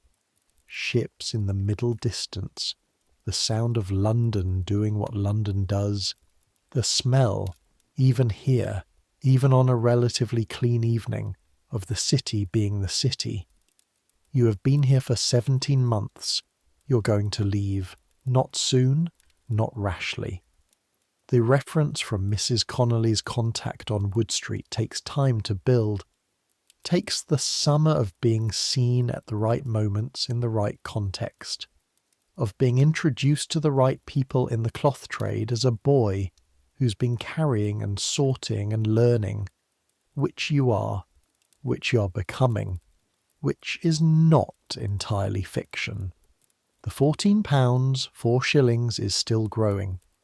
Mrs. Connolly's accounting continues with its precision. Jack continues with his quick learning and his observations about cotton versus wool, and his careful blankness that shows, occasionally and briefly, something underneath that is not blank at all. You're going to leave eventually, but not tonight. Tonight you're standing on Waterloo Bridge in the evening light, and the river is almost blue, and the city is everywhere in every direction, and you're 14. No, 15, 16, not long now, and you have hands that know things, hands that have learned the language of cloth and surface and the weight of things pressing against other things from behind, hands that have learned to read the world through touch. You look at your hands, they've changed. They were a child's hands 17 months ago. Smooth and unhardened, the hands of a boy from Wolverhampton who'd never done anything with them that required attention. Now they have calluses in specific places at the tips of the index and middle fingers of the right hand. The calluses of repetition, of the specific pinching pressure that the work requires. The knuckles are slightly thicker. The skin is not cracked the way Jack's was when you found him. You've kept the rule about oiling, about maintenance, about treating the instrument like an instrument. They know things. The things they know are complicated things. They know the weight of a wallet through broadcloth. They know the difference between a coin purse and a folded leather case by touch. They know what a full pocket feels like, and what a nearly empty one feels like, and what a pocket being actively guarded by its owner's hand feels like, which is different from all the others. They know what you've done with them, and they know also the feel of the Covent Garden flowers before the buyers arrive. The texture of the wood on the choir stalls at St. Paul's, the Grinling Gibbons carvings so fine they feel almost soft, the weight of good cloth at the warehouse on Wood Street, the way you lift a bolt and your hands tell you the quality before your eyes do, the smooth cold of the stone embankment wall in February, the roughness of the quartz cobbles under your feet in the dark. All of that is also in the hands. All of that is also what they know. The evening light on the Thames goes from blue-grey to gold and then to something darker. The bridges upriver and downriver light up their lamps. The gas lamps on the embankment come on in sequence, each one a small domestic victory against the dark. You stand on the bridge a little longer. Below you, the river moves. Below the river, the old city, the Roman city, the medieval city, the city before the fire, the city after the fire, all the layers of London that sit under the London you walk through every day. All of it there, underneath, in the mud and the water and the ancient wood of the piers. Wren stood here once, probably, or somewhere near here. The Kent farmer from Cannon Street, GHW on the church steps, the Cress girl on Cheapside, the labourers on the embankment. Mrs. Connolly at her table with her ledger, Jack with his cracked hands and his careful eyes, Aggie and her perfect committed stumble, all of them in this city, all of them in this moment, all of them doing their versions of the work, building their versions of whatever it is they're building, toward a future that none of them can see clearly from where they're standing. You're 15 years old and you are on a bridge and the city is enormous around you, and the future is entirely dark and entirely present simultaneously. That's all right. You've learned something in 17 months that they don't put in ledgers and don't put in penny dreadfuls and that Henry Mayhew wrote around the edges of but never quite at. You've learned that the city isn't the thing that happens to you. It's a thing you happen in. It's a place where you make choices and the choices accumulate, and the accumulation is the life, is the building, is the answer to the question you asked in St. Paul's that cold December Sunday. What are you building? You're building this. The hands and the knowledge and the £14 in the brick, the reference that's being built week by week in the warehouse on Wood Street. The day that you'll walk into a Draper's on Cheapside or Ludgate Hill or somewhere you haven't been yet and tell them what you know about cloth, and your hands will be the credential, the truth in your hands that no forged reference can quite replicate. You're building toward the moment when you don't have to think about what you're doing and why, when the work is work and the hands serve it directly, and the question is answered not in words but in the thing itself, the trade itself, the daily accumulation of good work done well. Not yet, but building toward it.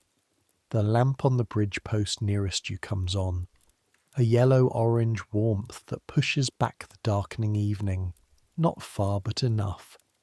Enough to see the bridge, to see your hands on the railing, to see the river below going pewter in the failing light.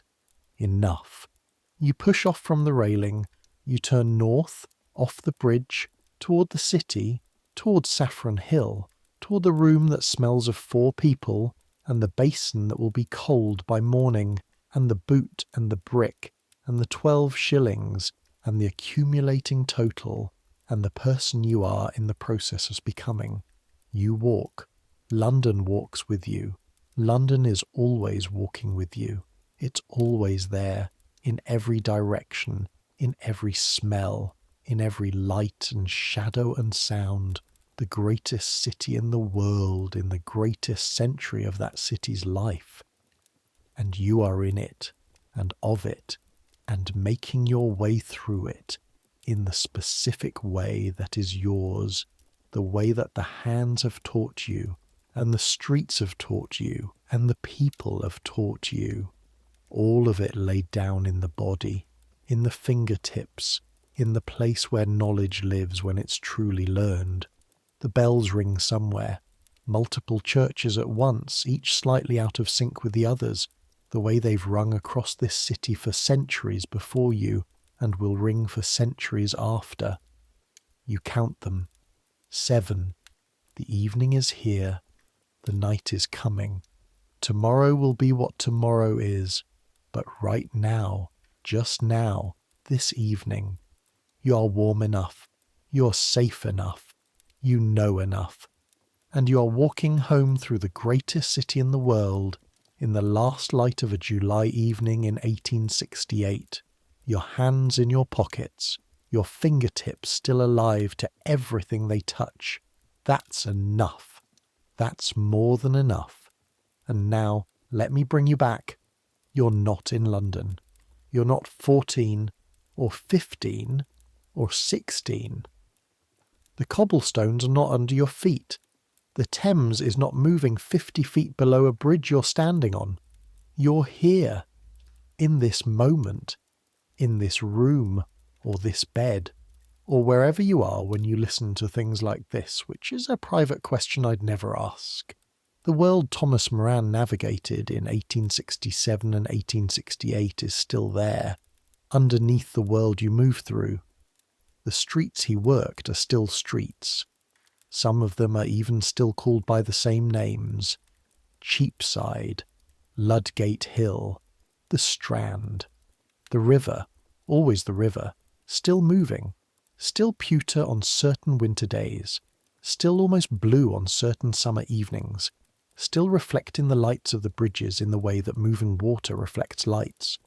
The knowledge in the hands, the way sensation travels through the fingertips, the way moisture changes the coefficient of friction and changes what you can feel. That hasn't changed. That's biology, which is older than London, older than everything, and it works the same way now as it did then.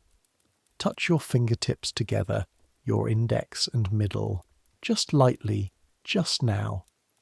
Feel the texture of your own skin, the slight ridges of the fingerprints that are yours and nobody else's. Hundreds of thousands of people walk through those streets, bought and sold and worked and stole and built and tore down and slept in cold rooms and woke before dawn and navigated the fog and the cold and the noise and the smell, all of them moving through the same city, the same complicated, impossible city, all of them doing their versions of the work, keeping their versions of the rules, all of them eventually resting, all of them at the end of a long day's walking, lying down in whatever warmth they could find and letting the sound of the city become less specific, less urgent, the bells and the traffic and the voices smoothing out into something that was background, that was underneath, that was there but not there, like it is now underneath this moment. The city under the centuries, the bell still ringing but quietly from very far away. Let them ring, let the day recede. Let whatever you carried with you today, the plans and the concerns and the list of things for tomorrow, let them settle at the edge of the dark where they'll wait for morning. They'll keep. Everything keeps until morning.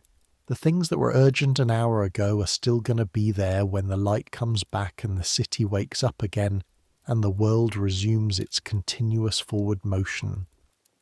But that's tomorrow. Right now it's just this. The breathing, the dark, the weight of the day, leaving your body the way it does when the body finally believes that it can stop, that it's allowed to stop, that the work is done for now and the rest is earned. You've earned it. Wherever you walk today, whatever you carried, however long the day was, you're warm enough, you're safe enough, you're here. Let the city sleep. Let the river move through the dark toward the sea, the way it's moved for every night there's been a London and will move for every night there will be. Let the bells finish what they're saying. Let your hands rest. Let your hands rest. They know enough. They've done enough for today. Rest now. Close your eyes and let the dark come in. Good night.